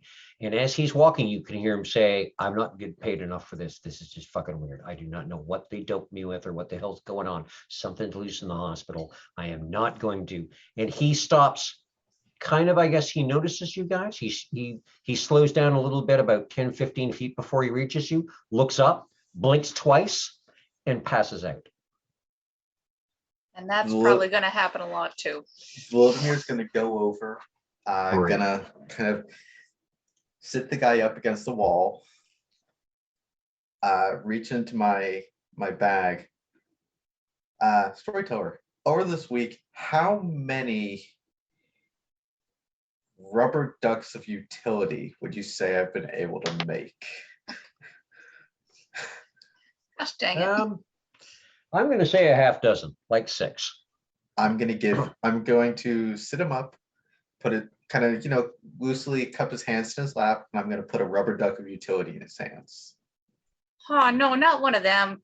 Okay. Of course, one of them. It is harmless. I don't think it's time for that. What And part Hunter of goes calm over. and that is not calm and collected. Please Hunter get your goes toy back. over, picks him up, finds the nearest janitor's closet, sticks him in, and closes the door. Besides, and I realize you would find this exciting, but what if it becomes independently sentient? Wait, am I stuck in the janitor's closet? No, No. the orderly. The No, orderly. you could Okay. be. I had a split second of like sticking me in the janitor's closet and locking me in there Before seems like a very he Hunter shuts thing it. to do. He's going to pick up the rubber duck. You keep this on you. This isn't time for that. How You're about right. The new changeling is going to need something to keep them happy. Puts it back in the bag. how about we check some other floor? I checked this one. There's nothing in here, and I don't think it's gonna be solved by us staying here in front of the door. Right. Okay. Right. No. Do we go up that's or do we that's go perfect. down? Flip a coin only because of glamour. I would say probably not the elevator, because electronics, less glamour, bad stuff. True. Stairs. You know, I Stick with wonder if I could make a device that So would help find Think and people. walk. Think and walk. And I'm yes, gonna push you. We while are while walking. Vladimir is talking, Lily will reach into her bag and locate a coin and toss it for up or down. Okay. I'm trying to see if I actually have one in here. I have a coin. Like, I've got tons of coins, but they're probably not in Here, this room. coin. That's close enough. Everyone has coins. Heads or Excellent. tails? There is a flock of coins. Heads Right, or so- tails. Heads is up, tails is down. Hang on. Oh, Tails. no, actually, you flip the coin. Do you catch it or do you let it land on the floor? Vladimir catches it. Okay, you flip the coin, and when you put your hand out to catch it, the coin stops about 4 inches above your palm, spins twice, and goes up into the air again. I'd say Vladimir immediately puts his hand over it and tries to like It stops 4 inches below your upper hand and hovers there for a minute. This is wonderful. I bet I could make a device. And then it falls into your Lily's- palm. Oh, because Lily was gonna try and like reach out and snag How it. did it fall? Sorry, which way was what? Tails was Heads is Tails up, was- tails is down. yeah. It's tails. Okay. We're going down. Okay, cool. Coin back, please. Where Come comes the get coin? others. Okay, But so that you're one heading for the Puts it stairwell? back in the bag. You're heading for the Heading stairwell? Yes, yeah. stairs Okay. That down one clearly and has a downstairs. Now we're going to go to another Connection floor timer. where Rosaline has been having quite an interesting time and just kind of screamed. When you screamed, everything around you became kind of dark and swirly. It's almost like you're in the middle of a cyclone of shadows. She'll just start moving. Where are you moving towards? away from the room that she saw her grandma. Just the way Okay, she that came. was like the nurse's station, which is kind of when you exit the elevator, you turn to your right, walk along the hallway a little bit, and the hallway expands, and then you've got a nurse's station, which is kind of a an arc worth of desk with some space behind it where nurses hang out and work and stuff, and then it narrows back down and continues on. So you can go towards rooms, you can go towards the elevator, you can go towards the stairwell, you can. What is Rosaline's intent? Where are the thoughts taking her? She'll go to the elevator Okay, because she can probably keep the elevator to herself. so again, weirdness. It doesn't feel like walking; it feels like coasting along. And no, you're working at ignoring the fact that you do not hear or feel your footsteps on the tile floor. So you hit the elevator door and or you hit the elevator, the button for down, and it lights up. And it takes a couple of minutes. And there's a bing, and there seems to be, again, this music that's coming from nowhere. It's kind of classical, sort of. It's got maybe a bit of a modern beat to it, but it sounds like classical, mostly brass sounds. You're not sure what it is or where it's coming from. It's not the usual music that will play in certain parts of the hospital. When the doors open, a male figure steps out, and one hand lands on your shoulder and the other hand grabs your opposing hand. And Dante says, "Shall we dance? We have not done this in a long time." She'll shove him and look at her hands. Okay, roll me, if you would be so kind, a Dex plus athletics. This way you've got at least something to roll. 6s and up.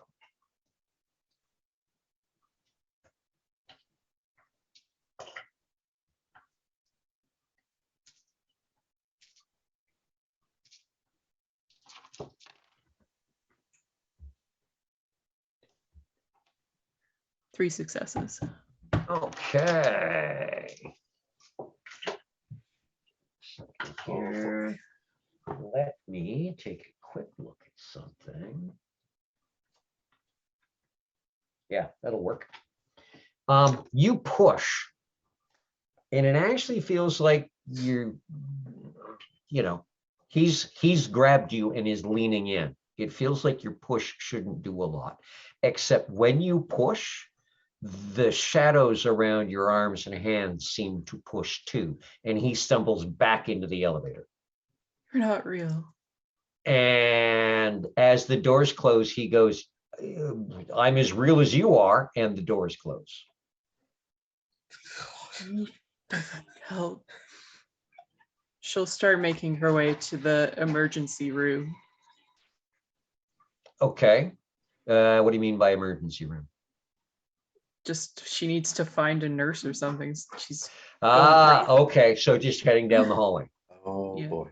Okay. Again, Oh, boy. shadows are moving, things Oh, are no. trembling. The four of you get into the stairwell. How far down are you going? Until Vladimir going until he hears screaming.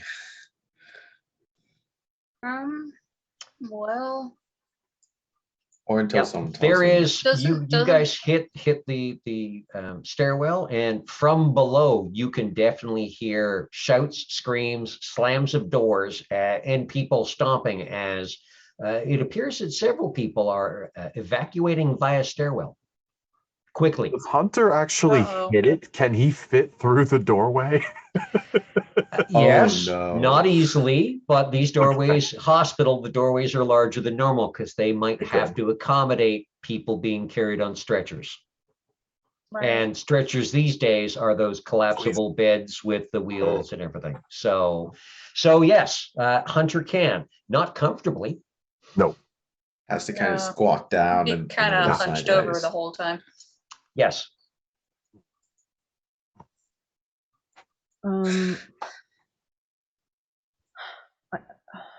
I can't. Do you want me to do the same thing on this floor? How do we find who we need to find? And Well, I mean, Nobody Actually, has like since- some kind find of me, no, hold on. Bay find me a radar. find me a 'Cause- heartbeat monitor. Find me a heartbeat monitor. I have an idea. Can do that. Okay. Well, because we're on a different floor, could I try to do the perception kenning roll again? You're in the stairwell and you're heading down, so you can definitely do a perception kenning. Fagwa, you can also do a perception kenning, please, because Ishu have this serendipitous ability to be where they need to be when they need to be there. Lily, you're doing 7s and up. Fagwa, you're doing 5s and up. 1. This is so bad. Can I spend willpower to reroll, kind of thing? Yes, you can spend a willpower to reroll up to 3 dice. Okay, I'm gonna do that.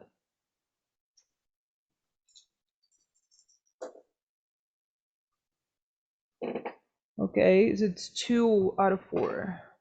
Okay, you've got an inkling, Fagwa. Lily, you're kind of zeroing in on where the glamour is going on. Fagwa, you're more following kind of, this is just where I want to be. And both of you get down to the 4th floor, and that's where you want to be. I'm just And you- gonna like do that. I'm thinking of like that sort of, where you like look at a Yeah. person and at the same time that they're looking at you, and you're like, this floor. Okay, we're getting out here, guys. And you open the door, and the shadows, you're stepping into a hallway that is weirdly shadowed, and the shadows are kind of shifting and moving. You can hear people on the floor. You can hear some yelling down one hallway, but that's not the hallway you want to go down. You want to head past the nurse's station. Has got that feeling. Okay, everyone, heads up. We're near. Okay. Yeah. Is Try there to be a as unthreatening as you possibly can. unthreatening? No Got it. toys, please, Vladimir. No toys. But no toys. No toys, please. This time. I'm Yes. just gonna. Okay, Vladimir's just gonna grab one of those heart monitors on wheels, and is going to take out his wrench and start trying to make like turn this heart monitor into a changeling chrysalis, like changeling detector. Like a Yes, glamour detector kind of thing. Oh, Yeah. wow. That. like a mm, heartbeat like a heartbeat sensor. Oh, okay. That's kind of nifty. A That glamour is. sensor. Give me a sec here. I need to check something really fast, so I know I what you're literally going to just roll. Had this idea and I was like, oh, this is too silly not to try and make. Okay. Roll me a Gemetaria plus intelligence. Does creative work as a specialty? Yeah, it most certainly does. Okay. So that'll double your 10s. And now what you're trying to do is tricky, but it's doable. You've also got, okay, and you're in the dreaming technically. So that Yeah. gives you a little bonus there. I will give you, instead of 9s and 10s, let's do 7s to 10s. So 7s and up. That's 5 successes. 5 successes. Yes. Okay. So as the rest of you are, as the motley is walking along the hallway trying to zero in on things, Vladimir grabs this rolling cart with a heart monitor on top of it and has his tool out and is working on it with one hand as he pushes the cart with the other hand, occasionally bumping the cart along with his chest so he can get both hands deep into this thing. You get about a hallway and a half on, And then Vladimir, I want you to roll me, you got 5 successes. I want you to roll me 5 dice. And you're going to be aiming for a 50-50 chance. So 6s and up. 6 to 10s. 3 successes. 3 and 3 is sufficient to do it. So as you're walking along and Fagwa's kind of knowing where to go, Lily's getting a feeling for the where the glamour is centering, and suddenly from kind of behind you where Vladimir's trucking along with this little thing on carts whirling along, you now hear beep, beep, beep, beep, and it's quickening. The Vladimir's further just along you gonna get, push out in front of everyone else. Do I have like a What? screen showing me like the screen just gives you a little green bounce, but as you're walking along the hallway, it's going faster. What did you? Oh, I made what did you make? I made a detector. Reminds me of Aliens. I loved that movie. I don't want to know what's going to come on the other end of this. Let's just hurry up. Oh boy. I'm gonna I have no regrets. let Volodymyr go like a little bit in front so I can kind of like see the screen and walk at the same time. You come to a T intersection where you can continue on or go left up the hallway because you're kind of doing along the outside hallway. And both Fagwa and Lily aren't sure which direction to go in. So Vladimir does a little circle, and it does indeed, it's to the left and up this way. Meanwhile, Rosaline has not found anyone. You hear people, and there is some noise coming from here and there. There are shouts, there are periodic screams. Every time you turn the corner and think you're going to run into the people that were just shouting about something, nobody's there. Where is everybody? Why won't anyone help me? She'll keep just wandering around, maybe try to go to the exit. As you cruise down the hallway towards an exit, you can finally see some people down the hallway towards the end. Would you, for Motley, like to tell Rosaline what she sees coming towards her, please? Oh my. Gosh. Well, okay, so Vladimir's out front. Vladimir's out front. So So Vladimir, what do you okay. look like?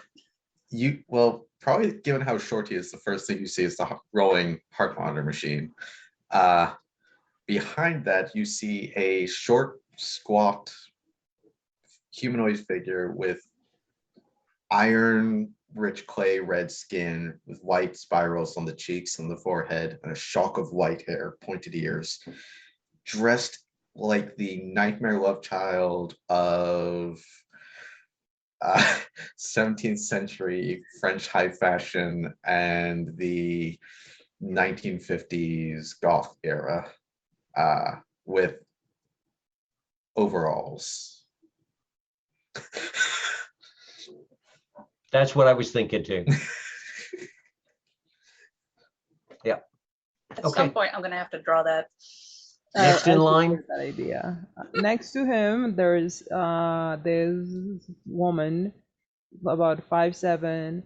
Her skin, she looks like a bronze statue kind of thing. So her skin is kind of shiny. Blue hair, undercut, top knot, and like a triangle on the forehead. And she wears very baggy clothes and like several pouches. Okay. And to the other side of Yes, Vladimir? and next to Fagwa, it would be Lily, who is most of her isn't particularly tall. The rest of the height is made up entirely in masses of thick, curly, wild hair. She's kind of a sort of a rusty skin tone and freckles, and wearing I don't know, kind of medievalish type clothing of like a tall boots and tights, but then there's like a skirt over that that like looks like a mossy green velvet sort of thing that kind of flares out, and a little leather lace up bodice thing, and poofy sleeves, and a blue bag with some stars and moons and stuff on it. And behind them, though not hidden by them No. at all, Can't really hide in half a hallway. Very large, lumbering legs like tree trunks. Pale blue skin tone, if you can even call it skin. It seems more like flaking off, if that. And where two horns would be, they seem to semi-match, but snapped off. The lower part of the jaw, very bestial, with two large tusks sticking out. Medieval-esque tunic with tartan drawn over the shoulder.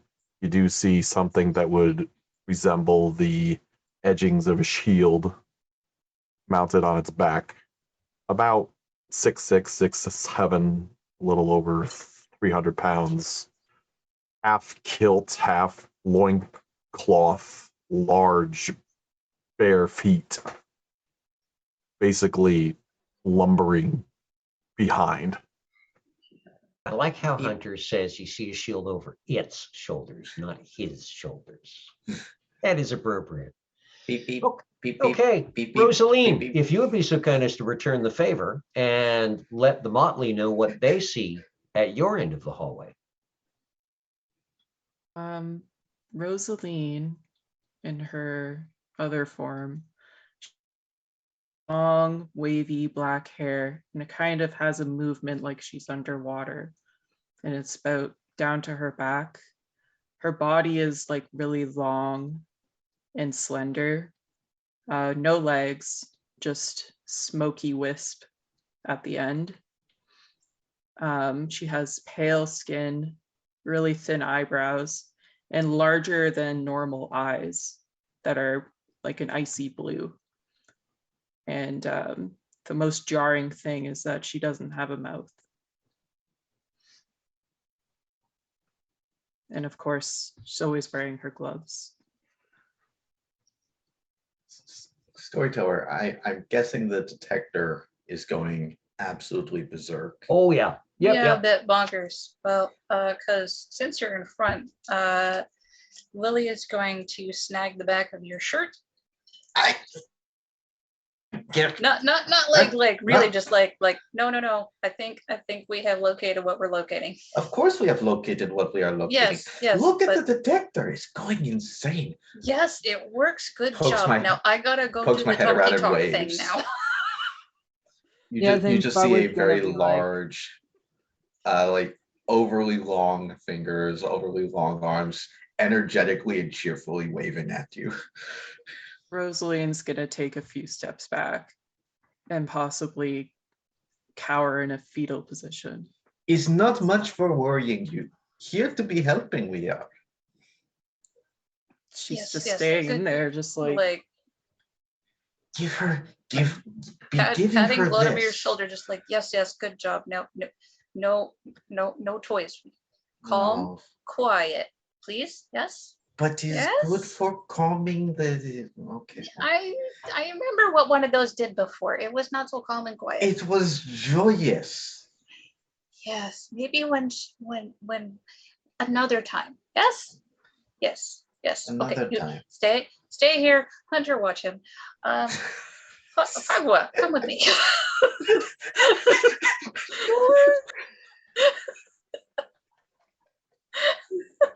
And a very large hand would just rest on Volodimir's Like shoulder. palm his head. Vladimir is just cupping the rubber duck of utility in his hands and looking at it very sadly. Okay, so Lily will have gently tugged on Fagwa's sleeve to get her to walk forward with her. Yeah. But like just like kind of a gentle little walk, like maybe putting my hands out, but you know, like it's okay, it's all right, like, and getting closer to I'm sorry, what the character name again, please? Rosalind. Rosalind. Yep. Rosaline. Yes. I think it'd be about time where she kind of peeked her head out from under her crossed hands and looked up at you. Am I dead?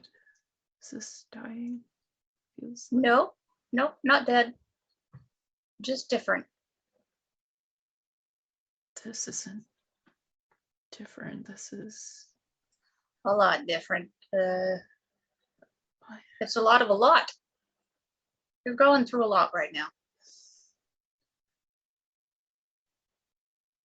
a psychotic break.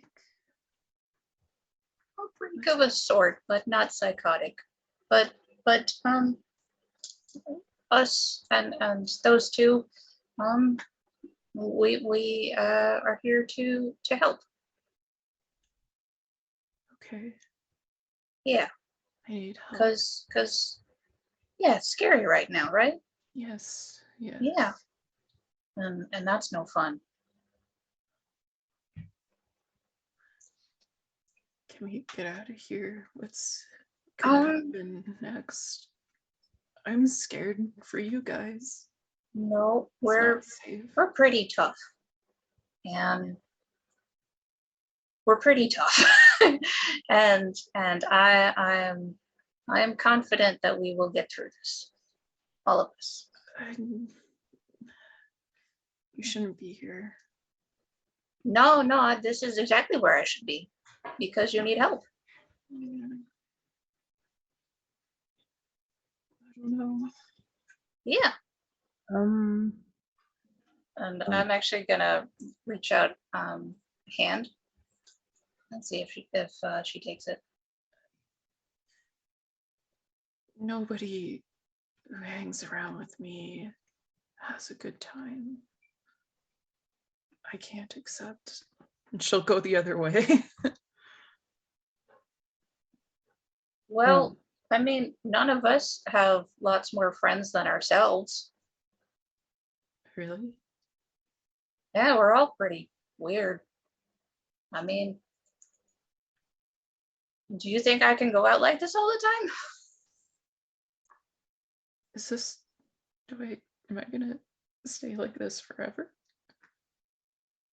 Well, only certain times, and there is much to explain to you. But I will start with that you're, however wild and terrifying this is for you right now, you're not actually losing your mind. Okay. I felt like I've been losing my mind my whole life. This is the worst it's been. Well, I imagine you've had littler types of experiences before now. Yes? Short, but strange.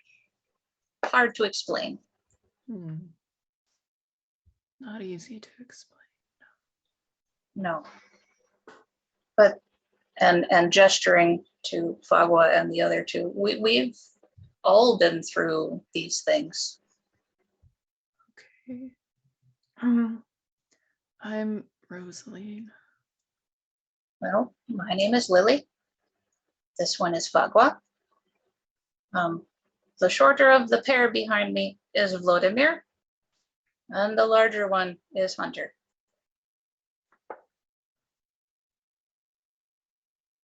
This is the weirdest day of my life.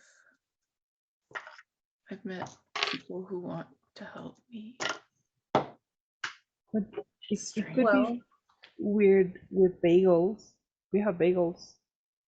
and But tea. Yeah. Don't forget the tea. And toys. Yeah, he makes things. Jeez. Some of them work, most of them not the way he meant them to. So if he offers you something, be kind, but don't take it. Oh, I don't get gifts very often. I'm sorry, you are so hard to hear. And like if storyteller. yeah. Do But, they know I don't have a mouth, right? So how they yeah, I was gonna ask how, like we hear her, but how does that Yes, work? you do. You just hear her.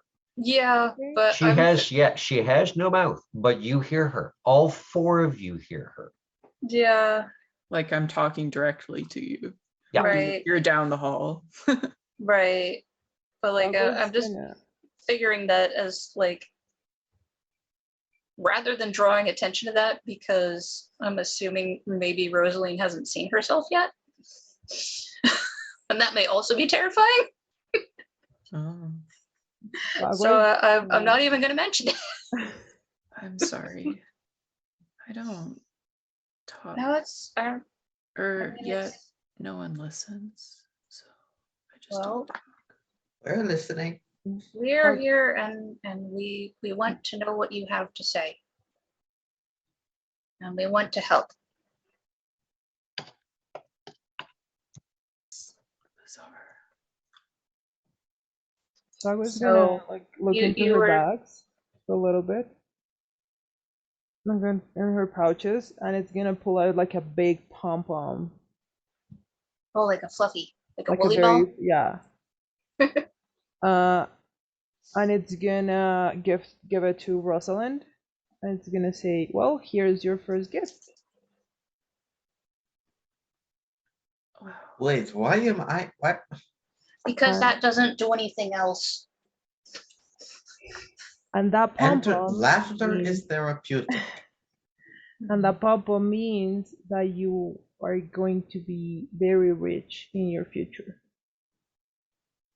Really? Thank you. I love it. I would like to throw a rubber duck for utility. If I feel his shoulder go up, he will get quite a clench. You know what? No, I am trying to help. I am not going to be held back by prejudice. I want to wiggle and Right, you're squeak not my gonna be way held out back. of It's his gonna Yeah, hurt. but we want to get her to the freehold. Can you give her a duck later? This duck is learning to fly. God damn it! Okay, so you guys are good with a little bit of contested here because Yes. Vladimir, you're going to Dex and Athletics, and I believe Hunter, you're going to. I think I already have him in a grapple. So Yeah, if I strength. feel his shoulder So go up in a yeah, toss, I'm it would just be straight strength squeezing. rather than Dex. Strength and brawl, please. And remember that you are Scathic Hunter, so you get an automatic +1 success. Yeah. What's the difficulty? Yeah, 6s and up. It's basically contested, so it's 50-50. 5 successes. I like for you to hear this. I like to call it the maraca of death. I refuse to be intimidated.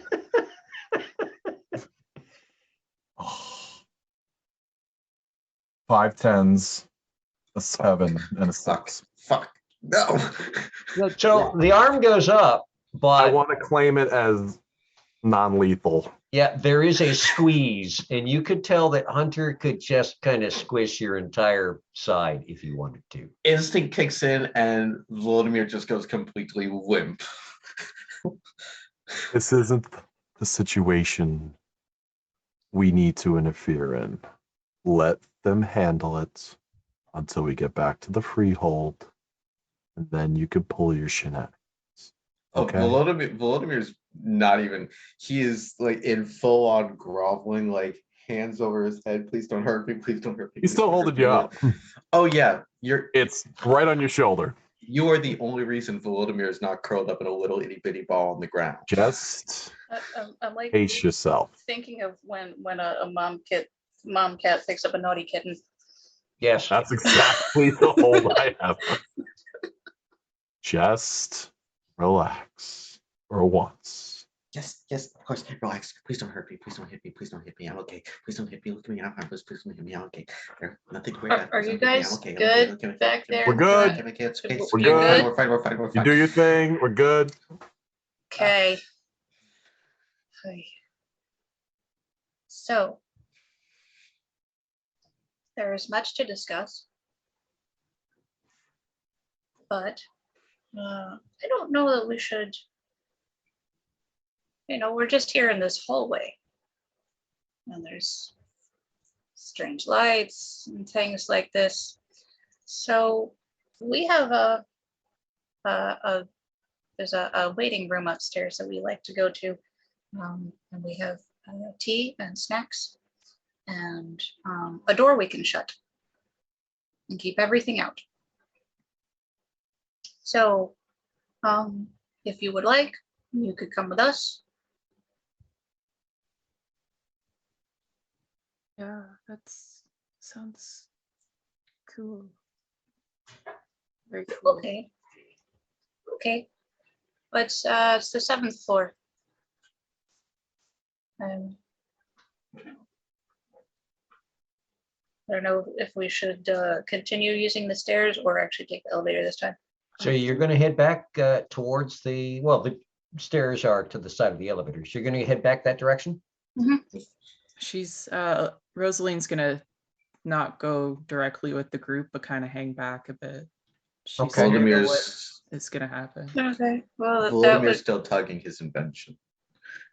Good. As you're heading back in that way, at one point, a hallway off to the left, the double doors swing open, and a nurse who is holding a whole armload of fabric, could be towels, could be sheets or something, takes 3 steps out, stops, looks at the crowd of you as you're kind of passing across the hall. Her eyes go wide. She turns around and heads back the other way, going, no.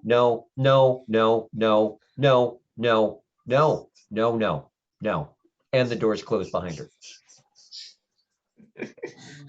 We support that choice. I was experiencing the strongest sensation to pull a Olaf of Frozen and go, well, hi, and just see what happens. You be good, or I'll send you all to the back rooms. And we're walking. And we're walking. Yeah, be good, or I'll send you all to the back rooms to deal with Dollface. no. I'd apologize. That's not fair for because being I'm the only one that chaotic. knows what that is. They don't understand why that's but- scary. Oh yeah, they would all know. I'd Okay, so apologize for being chaotic. You're I'm getting not. back as you pass the nurse's station. Again, the shadows are still, though they seem to be calming down. Everything seems to be feeling gentler or softer.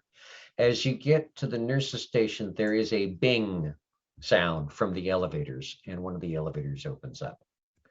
And a small, rotund gentleman with a comb over, wearing a 3-piece suit without shoes, steps out, and 4 of the 5 of you would recognize Lester. And he's, oh, okay.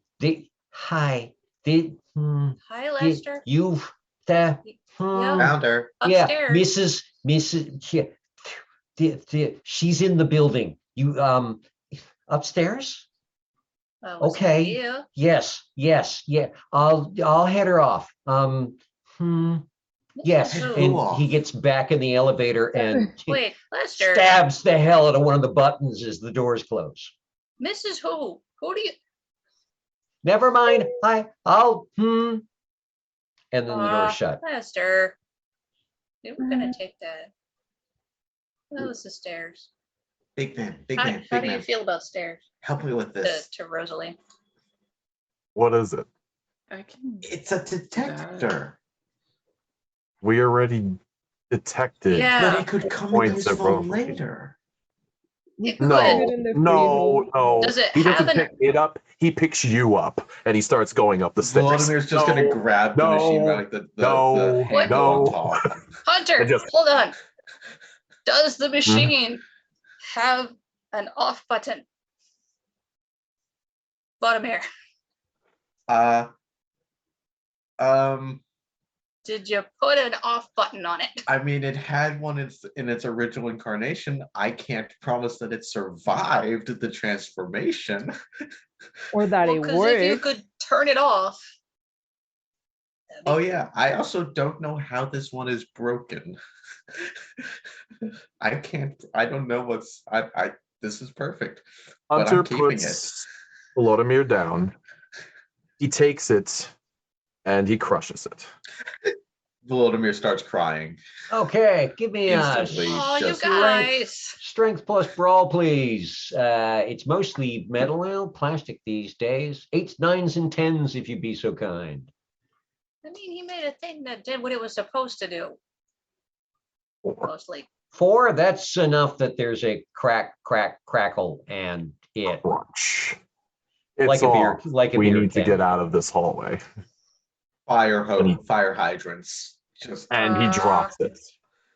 Let's go. Volodymyr is bawling inconsolably. You'll live. Let's go. It was beautiful. If I was gonna stay Uh, towards the back, and it's It gonna was be a like, beautiful creation. I'm sorry, we're kind of weird to Rosalind. Yeah, we're a little much, but we mean well.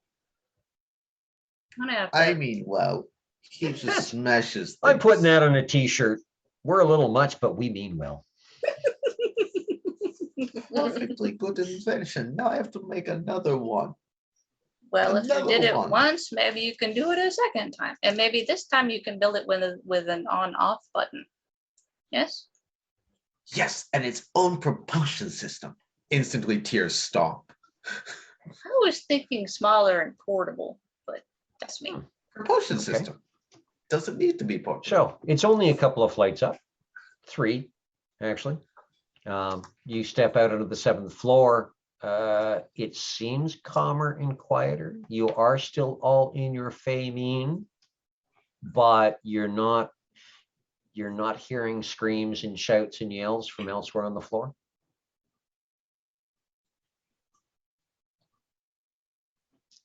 So you get down to the doorway, and Lily gonna unlock the door. Yes. Okay. When you do, could you roll me a Dex plus Athletics? Oh no. 8s, Oh, 9s, and look. 10s. Okay. Wait. Don't like.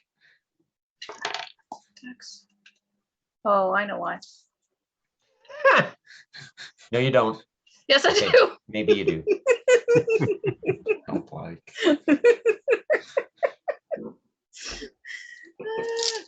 Okay, that to be what, please? 8s, 9s, and 10s. There's 2. Okay. As Lily opens the door, this small softball-sized orange something with green bits goes skittering past her on the floor.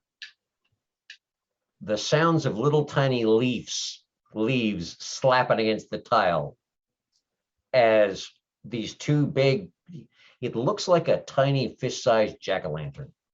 Because it is. And it goes tearing past Lily, and it goes, Hey, you're supposed to pee on the shelf. You're our mascot, you darn thing.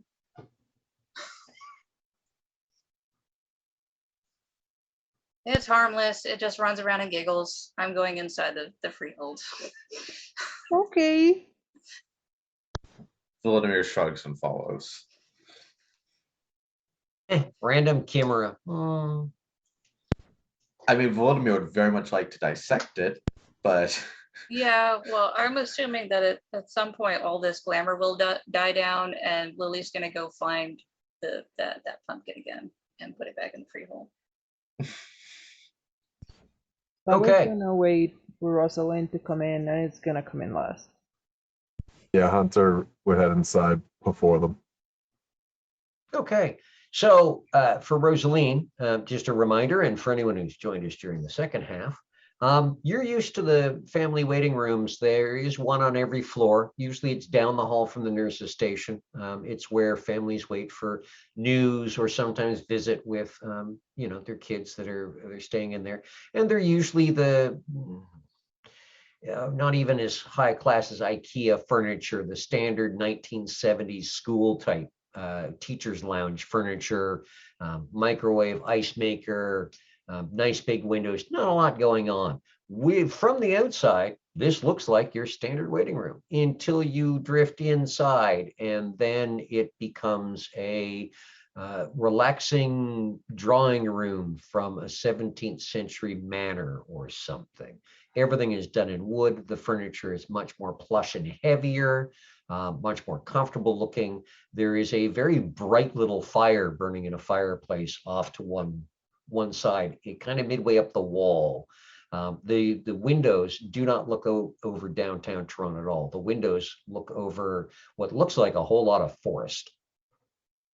And there's a lot of whiteboard type looking wall on the other side towards the right with a whole lot of scribbling in black marker on it.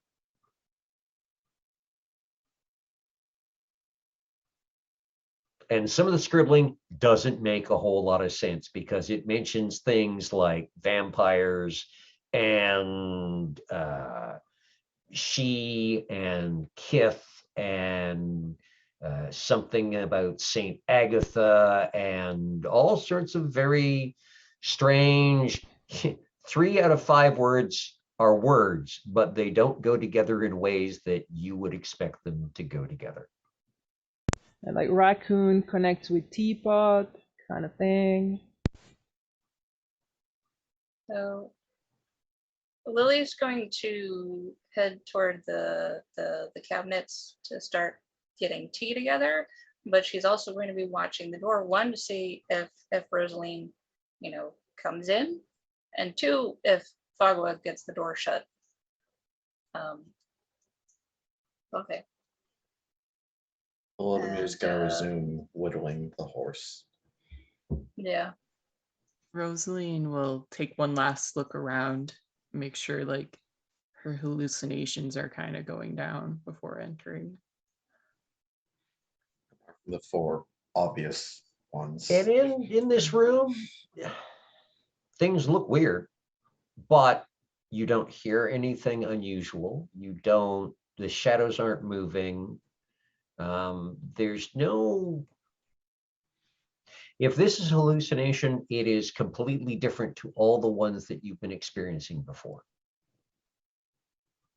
She'll take like a sigh of relief and kind of sit down, keeping to herself.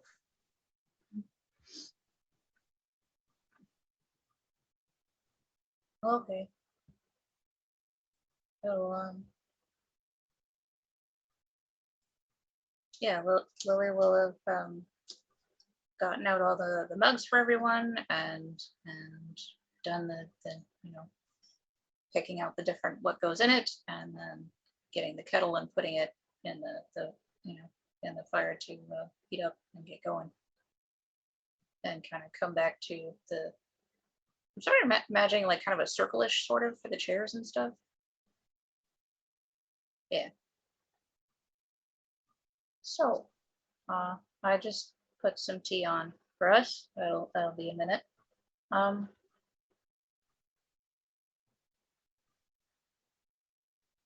How are you feeling right now?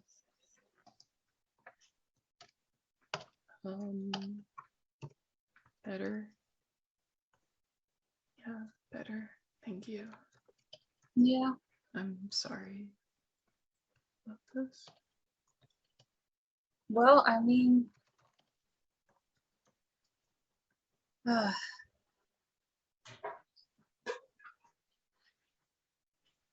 so this is different because it was the last time I had to go through this, I was on the other side. So now I have to think how to, well, how to talk to you about all these different things that are happening for you now. I mean, I'm certain that you've noticed that this room, what it looks like, you know, from outside the door is not what it looks like on the inside of the door. And well, that all of us, we look very different from each other and from, well, from regular people. I don't want to say regular because it's not that we're irregular, we're just different.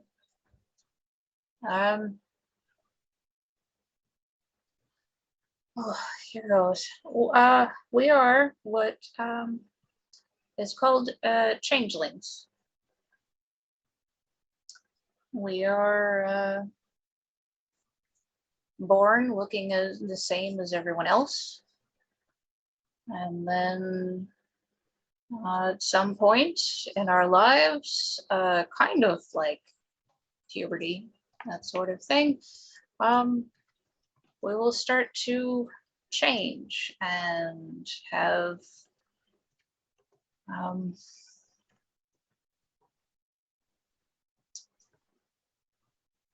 basically a reawakening to our who our true selves are. Because when we were born, you know, initially as infants, we were kind of asleep. So this is kind of like what you are going through is kind of like a waking up or a kind of birth sort of thing. Your body, as you may be aware, is rather different. What you'll be able to do will also be different. Basically, you'll be able to do more.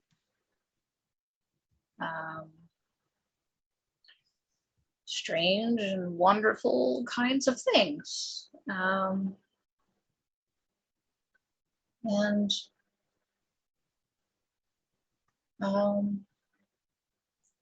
we'll kind of saying we're fairies. Yes, that one.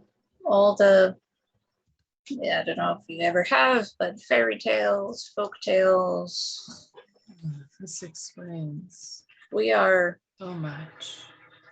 We are those things. Mm. Those We're much the of dreams. yeah, but much of those stories,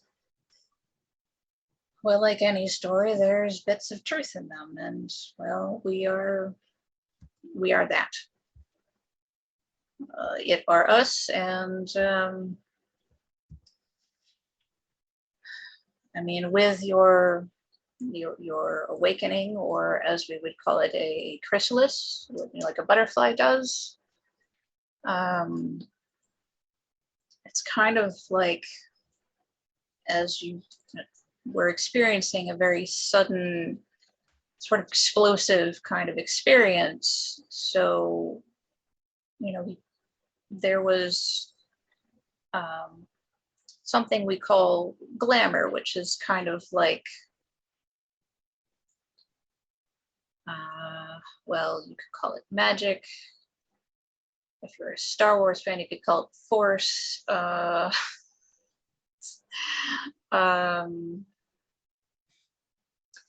stuff that makes up everything, and people like us can use it to different effects. But also with so much glamour being out and in the area all around you, well, we were able to all see how we look in, well, the dreaming, which is kind of fairyland, or other terms like that. That is not normally how it is. Normally, one would have to go into, say, actually the dreaming, or a place like this, which is our freehold, a kind of pocket for us to rest and replenish, and hang out and have tea and snacks. So likely when we all step outside again, we'll just look like people, mortals. You know, I mean, my hair will be big, but it won't be like this. I'll be And- taller. And you know, Hunter will not be, well, he's a tall guy, but he's not this big. And Vladimir will be more. Still be wildly beautiful. You can He's say not it. really going to change. I'm just giving you a heads up. Yeah, more proportionate. I'll give him that. Mm. And, you know, and Anger whittling now. sorry. And you know, Fagwa will also look I need a differently Alone. as well. I'm sorry, say again, please. I need a minute alone. Oh, well, it's probably tea by now. I will stop talking.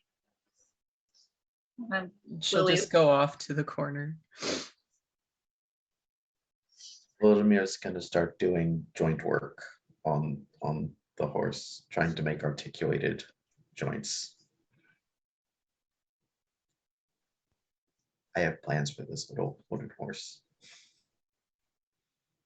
Okay, as you're working on the wooden horse, if you could be so kind as to give me a crafts plus dexterity, and you're trying to joint it. That's going to be 8s, 9s, and 10s, please. Okay, does specialty precise come into play? Yeah, it does indeed. Your 10s double. Okay, dexterity crafts, that is 7 dice. 3 successes. That's what you need in order to not break things. Quite. So, yes. Yes, you can continue working on the horse. Okay. So And yeah, tea is yeah, ready. Lily will tea- be doing tea things. Yep, tea kettle does not take near as long as it usually does. The flame, the fire in the fireplace is still really hot. So extra cautious of the kettle, but Yep. you know, pour the tea out, hand the mugs around, and I will just bring Rosaline's mug over and set it down next to her, and then kind of go back to one of the chairs. She'll look at it for a minute, kind of take a sigh and try to take a drink, but the drink just spills all over her because she doesn't have a mouth. Oh, I wasn't sure what would happen. Why did it? What's happening? Oops. Well, She'll try to like feel around. oh, gently with yourself, please. Like I told you, you are different in here. Why doesn't that terrify you?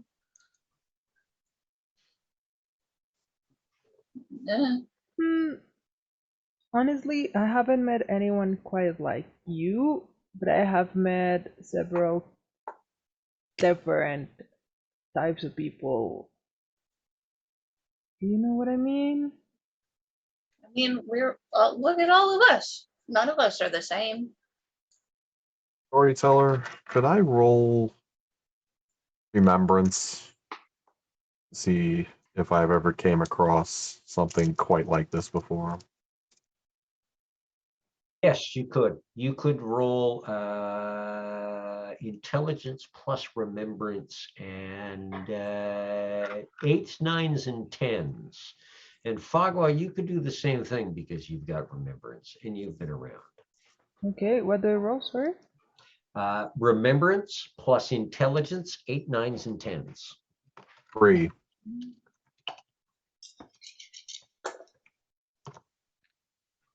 Ooh, 3-2. Okay. Neither of you have seen all of this together in one person before, but a lot of the characteristics seem to be Slua. Some of the characteristics lean towards Banshee a little bit, weirdly,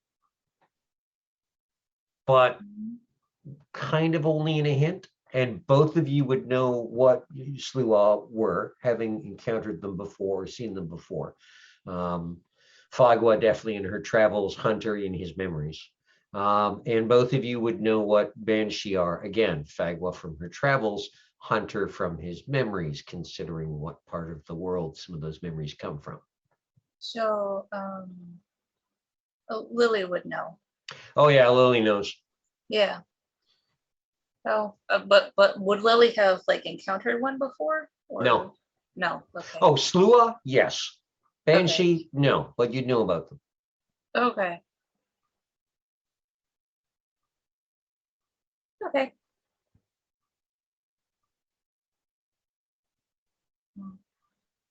Hunter would head over to her, and he actually takes off his pin and he removes a piece of fabric that's been hanging over his shoulder and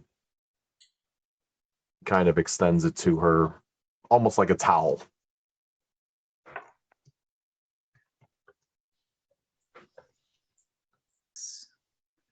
And she'll pat herself dry. And then he heads off, and in the eternal struggle for Hunter Purse's furniture, he's actually going to find something that is kind of like a chase instead of a chair. Hopefully it'll support him. Palm it. Head over towards the group. Attempt to sit down on it. Can this hold his weight, storyteller? It creaks, it complains, but yes, it does.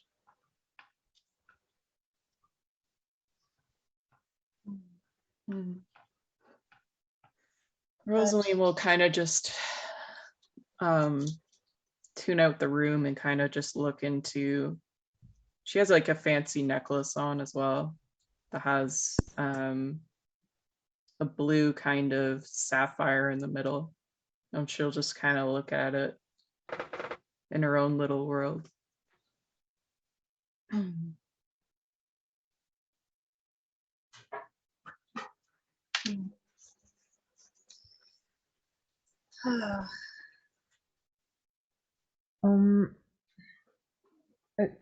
If I was gonna sit like nearby to be like, okay, I know this is super weird, and I feel each one of us found out what we were differently. Like, to me, it was my dreams. Like, my dreams started telling me to like walk certain trials and ways and paths and go to different cities, and then I started seeing these weird things and weird people and learning a little bit, I guess. But it was also very weird for me at the beginning, and I bet that it was like also super weird for Hunter because he's like huge and Well, I mean, kind of falls apart too. Hunter said to us not even that many days ago that, he initially thought he was, going crazy or losing his mind because he had no idea what was going on. Yeah. I thought I was having a nervous breakdown. I used to be a cop, and I had to be honorably discharged from my position before I came up north here. I encountered some things while I was on patrols that made me second guess myself. Things with very sharp teeth and hoods, and I didn't think those things were real. I ended up seeing therapists over it, but I never really got over it. And then I met these individuals, and some of it makes sense. I know Right. it's not all Wait. going to So come you, together automatically. Hunter, you but- had no one to take you through this Oh, I at had a all? lot of co-pays. with No, a no, family. I mean like you, but no one like us to help you through it or to even uh do the saning thing for you. No. Oh boy. I guess it's good I've seen that a lot of I things though. that is good, but because I mean, while we were, after court last time, I put out feelers for getting a bunch of just research sources because to find out more about you for you, gesturing to Hunter, or changelings like you. Well, I appreciate that.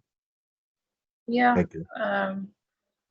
I did the same for you, Fagua. I'm not sure how much you know or don't know, so it might be a bunch of stuff that's kind of pointless, but I thought it would be a good effort. I don't have any of the materials yet. It's all interlibrary loan stuff, so I gotta wait. But for Rosaline, I mean, as it is, your chrysalis, and I hate to keep comparing this to getting born, but you're very, well, there's a lot you don't know, a lot you need to learn, and it can be kind of dangerous to do by yourself. I know some things now. Yes, but there is more, I know much more. why my family hates me. Makes sense. She'll kind of look at Hunter and give a little bit of a nod and look back at her amulet. You shouldn't be thinking too much about the dark side of things. Look at it this way. You could actually be crazy. She's not, we're not, you're not helping in the moment. Is this the right time to give cheering up gift? Oh, Is I it gonna was trying to explode? lead to something because part of the whole being going through the chrysalis and whatever is you're supposed to have a mentor, and there's a whole oath thing that you're supposed to do. And I was thinking that us as a motley should do the oath thing to mentor her through this. If you I want think that. it's gonna be more like you with our support. But it's like a fostering kind of thing. It's advice, support. Even if it's just talk you through stuff, or if you need help with something. We're in a You know. hospital. We could have pamphlets. Whatever you need, Lily. You don't need to do that. Need to, no. But I think we should. I don't think you should. It's the right thing to do. Why? Do you think you're not worthy? I don't think you want me. If I didn't want you, you wouldn't be in this room. It's True, she has the key. I have the key, and I have seniority. That's true. And quite honestly, especially because you're still giving off a lot of glamour, you are attracted to things that would like to take advantage of that, even so far as physically harming you. They want to eat you. Pretty much. You're tasty currently. Not to us, but to stuff like that. And Oh, I am putting you in danger. We were already in danger. We've got so many projects we need to work on. You there's see this wall board? It is full of the things that we are taking care of currently. look, we gotta find a vampire and probably, I don't know, kill them. I don't know how that's done. I have ideas. We gotta Goodness. find something that's called a tanuki and try to make them dispel some magic. So No ideas. out of all of the issues that we have, honestly, being your friend is not the worst thing we can be doing right now. No, it's not. Interesting. And like I said, if we didn't want to do this, we wouldn't offer. Like, I don't. we already know what you don't know. So like, we could have just not said anything and left, said, okay, hi, bye, ship you back outside all by yourself.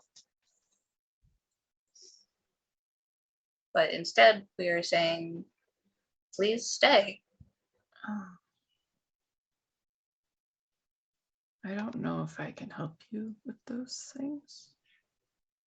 It's okay. We're not asking you to help us with those things. We don't I even mean- know if we can help ourselves with those things. I can absolutely help us with some of those things. I wish I had your time. I am sure you will try. And succeed. Wait, I wait. made the detector that found her. You did. It worked. You might But- bask in my genius. I'm so basking. Anyway, Rosaline, seriously, nobody has time to just say fluffy things to say them. If we don't mean it, we're not going to bother. Sorry. So, no, I'm just, Okay. because I understand you've been alone, and you did just say that your family hated you, which is terrible. So you might be used to people pushing you away or driving you away, but we don't want to do that. We want to bring you in. Come sit with us, This is not the dark side, but we do have bagels. We do, and there's cookies in that cabinet. Vladimir starts hopping, trying to reach the cabinet. And a little bit of booze. It's pretty good. Little bit of almost anything in that cabinet. I'm not sure how it does that, but yeah. As he takes a gulp. I don't think I can consume any of that, but I'll sit with you. Well, I sure. can We got all can these nice comfy chairs. bring. You can smell bagels. mine if you want. Mm. So Might work. let's. I don't want to do this, because like I said, there is an oath. It would last for a year and a day, where we would basically guide and watch over you, and be your friends. Oh, So I can't do it without you agreeing, though. I come with lots of baggage, but okay. I'm Russian, very familiar with baggage. If it Uh, helps, I already gave these ones an oath over here that I'm not going to let anything physically happen to them. So And I swore an if you oath to his decided to car. join in, that would include you too. And I'm kind of hard to knock over. So He is. I haven't tried. I don't know why you're being so kind, but I will Um, do 'cause- anything to repay They you. told me to. You don't have to do anything. I want to. Well, Try not to be a burden. Yeah, see? Voldemort sticks a hand out to do the hands in a circle. okay. So, is Rosaline still in the corner, or where is she? She'll join you. Okay. She'll Uh, kind I of was just like put her doing, finger you in know, the. if in I was the gonna like help circle. her stand up or not. No, she doesn't have legs. She'll put her finger in the circle with the hands. Ah, okay. Go team. I will use. So, Well, Well, I don't if know if we've this we've is. we've all got our hands together, yes? Mhm. If everyone could please say as I say, please. Okay. As the sun guards the earth by day, As the sun guards the Sun earth guards by the earth day, by day, as the stars by night, as the stars by night, stars by night. so shall we protect and teach thee. so shall we So protect So and shall we teach protect thee. and teach thee. This is our duty. This We is shall our not duty. we shall not abandon Rosaline till a year and a day. We Else may shall- the stars close their eyes and sleep. We shall not abandon Rosaline till a year and a day. Day, Else the may the sta- stars close their stars eyes and night, sleep. Else may the stars close their eyes and sleep. And I'm assuming some sort of like little shiver reaction. There's definitely kind of a something. There's a little crackle from the fire in the fireplace. Just to be safe, Volodimir's going to spit into his left hand because it's his free hand. And who's closest on his no. left side? Hunter. Would be Hunter. Just going to slap him. It's like slapping concrete, Yeah, and your pretty hand much. is probably covered in shale. You And he just looks. have slapped machinery that has felt softer. Now is binding. Okay. I'm And going to reach as, over and wipe my hand. as you're doing that, you hear from the door, and it opens, and it's that short kind of three-piece suit, no shoes, Lester. And he goes, Ah. you have everything. It's all under there. It's Yeah. Mrs. Richmond's in the building, and this is not a happy thing. Who's Should we Mrs. leave? Richmond? And that's where we're going to end for today because it's about that time. Who's Mrs. Richmond? Damn you, Cliff. Well, we want to tease people enough to come back and find out who Mrs. Richmond is next week. Sure, why not? It's okay. So, ladies and gentlemen, thank you very much for joining us today and hanging out with us and having some fun viewing our this Chronicle episode. We're going to kind of spin around so everyone can let you know who they are and where to find them, because everyone here is also doing other amazing stuff all over the place. So if I remember the order we went in, we'll go in the same order this time. So we will start with Fagwa, please. Hey everyone, I'm Najra. I played Fagwa. Oh, this is long. Okay, you can find me here in the channel playing the Changeling game, and on Sundays playing D&D with Family by Night. I think this week is our last episode before a break. No, we're Nice. gonna take a break. You can find me at Najra Creations on most social media. I'm a professional cosmaker and fashion designer. If you need anything in that area, you can shoot me a message. And you can find me on Girls Run These Worlds.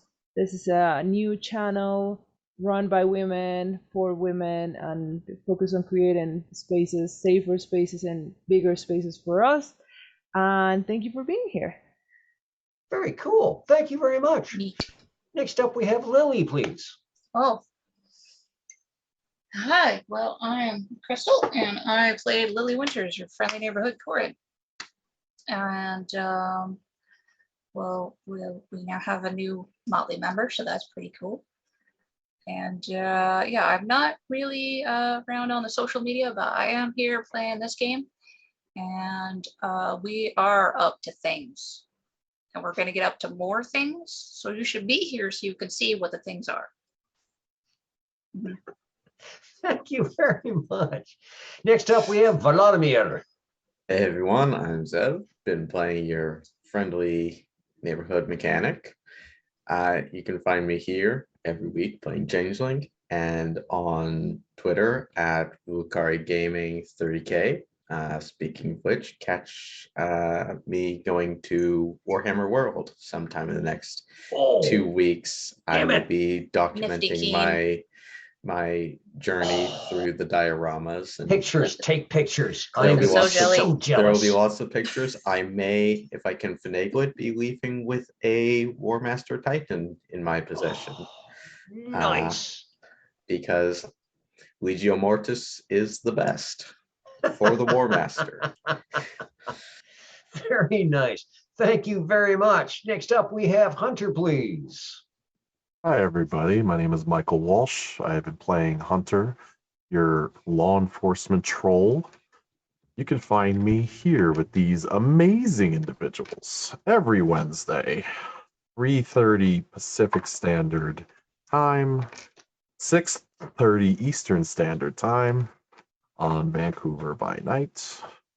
You can also find me eventually in a couple weeks. I swear I keep teasing this, but myself and a couple of also equally amazing individuals are putting together 2 Vampire the Masquerade V5 Chronicles with this lovely individual who just decided to star this evening.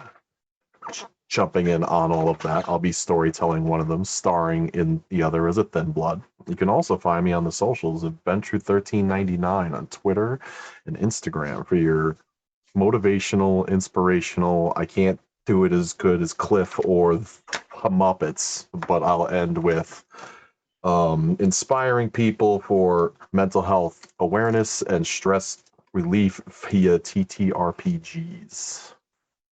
Wonderful. Thank you very much.